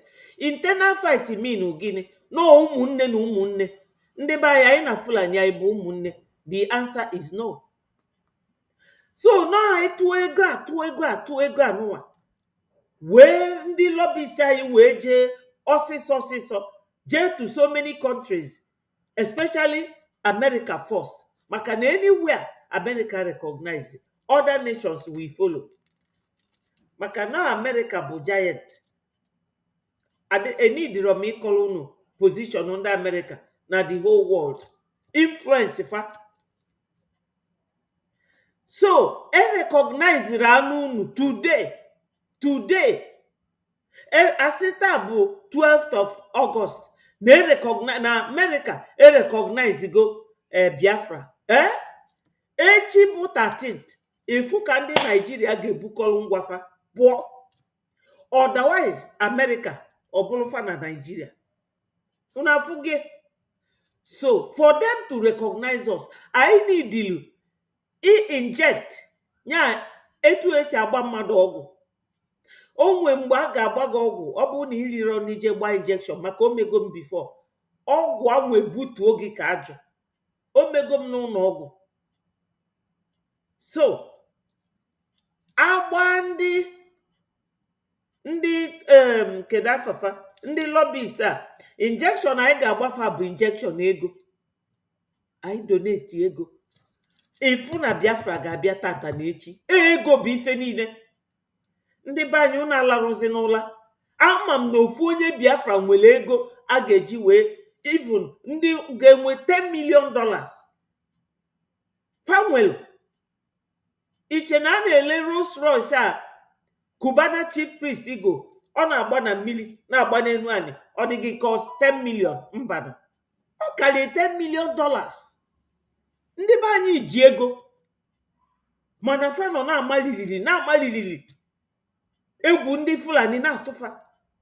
Ọ bụrụ na ndị nwere uche, ọ bụrụgodo na nzuzo, fa na-etinyela ya ego. Like this link, ọ bụ na Cubana chief priest nọdụ na bie wee klik link a wee donate ego, onwe onye ga-ama. ma no egwu nkịtị because of their wealth. Fa chọrọ iluzu ego fa. Mana ana m agwa unu na ọ bụrụ na Biafra bịa na about 50 of us, 50 or 100 Biafrans can be billionaires at a time. Maka ife China na-eme, every year China get produce at least 40 millionaires. They will support the group. Kafa wee nwee ego, wee nwee ike ịgbakọta na-eme ife with money. Una fuge. So my people, I need ego ejema. Ọ bụ na ịtụ ego recognize anyị, ọ bụ na anyị dị recognized, bụla nation. Ife a Nigeria na-eme UN abata ozugbo. But ife go yesterday, UN si na fa try go okwu Biafra, but na fa na-enwe a lot of challenges. Onye na challenge FIFA, that Pantami dobe there. Because na anya bụrụ a nation.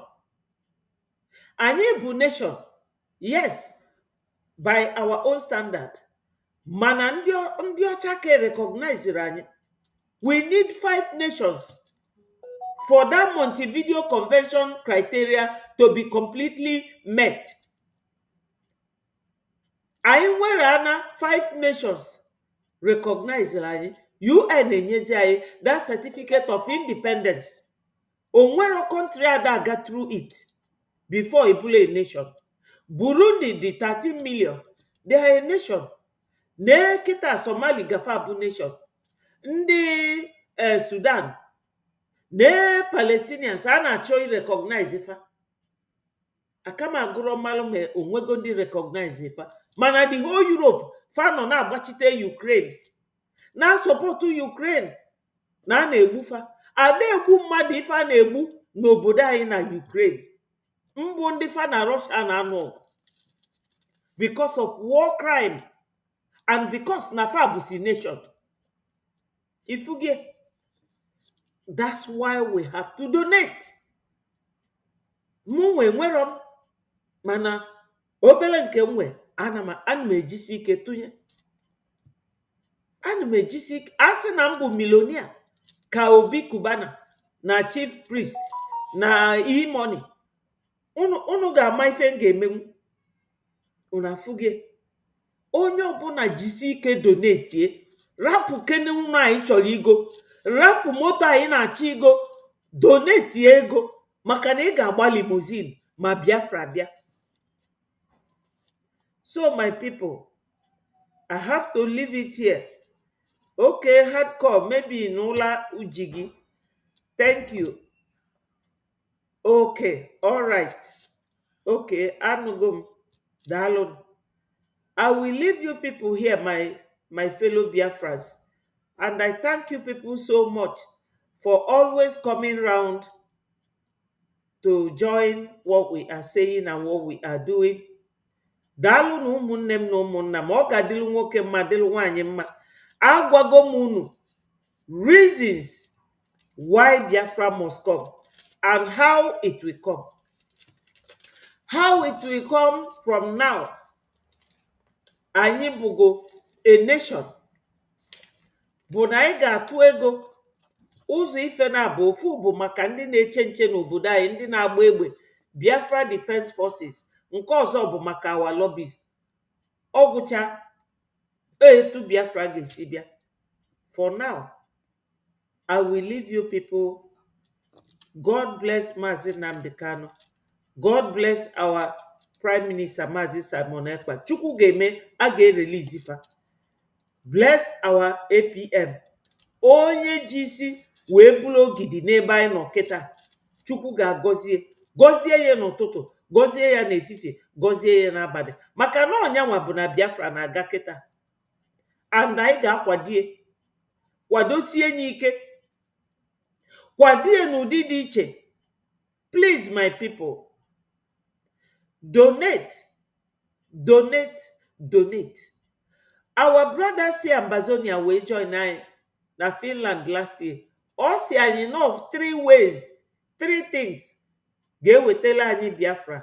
Ọ si na number 1, donation. Number 2, donation. Number 3, donation. That's all. No ife ga-enye anyị Biafra. Maka na freedom fight dị very very expensive. Thank you, thank you. Thank you so much. Ndị be anyị na-ene ife nwanne unu young money na-agwa unu. Donate in the morning. Donate in the afternoon. Donate in the evening. Before you know it, Biafra will come. Maka no this donation ka a ga-eji recognize anyị ọsịsọ. Otego anyị nụbala ọgụ. According to what our brother said, which I started writing here, 1945 ka eji wee gbube anyị. Anyị nwa na-egbugwalụkwa 1953, 1966 to 1970. Anyị na-anụ ọgụ. Kedu ife menu? Nothing. As I said, emem research yesterday. Ndị UN si na ifefa ji na fada etinye ọnụ n'okwu Biafra na Nigeria. Bụ na Nigeria si no internal fight. Nya nwanne na nwanne. Anyị na fa bụrụ nwanne. Anyị tụgide ego a iwu bụ na a ga-recognize anyị. Any country recognize anyị kịta from international location. Una afụ na Nigeria ga-akwalụ ngwongwo fa because of UN law. Kwapụ. Ọ bụrụ dị nọ nke Biafra Liberation Army chụpụfa na-recognize anyị today okwu agwụ. According to law, international and national law. That is it. Anyị abụrụgo a nation, anyị ada emezi agitate. So ịchọ ije na platform ebe ị ga-ege ntị. Most of the time, ana m eme research some of these things. Wee bịa na asụrụ ya n'onu be anyị. UN can never come to our aid because ọ bụrụ two nations. Like I said, ọ bụ nọ Ghana, fa na Burkina Faso bụ neighbor. Na Burkina Faso bulu agha jee Ghana, ọ bụrụ two nations, then UN can come according to the law. But kita Nigeria government na sifa farmer header clash, brother and sister fight. Ifuge a na-egbu ndị be anyị. Anyị nwa na nụkwa anyị enwego recognition. No, it is only the time anyị nwe recognition ka fa ga-eji aka fa kwalụ pụọ, or America ga-recognize anyị ebulu sofa, or ife recognition bụ. And that's why we need to donate. Our brother see here, Biafra will move with speed by funding Biafra Republic government in exile. That is it. Ogusia if I need. Ogusia. That's all we need. Please, my people. Ana m ekwifa time without number. Na if I chọ kita, anya de emezi agitate. If I chọ kita bụ donation.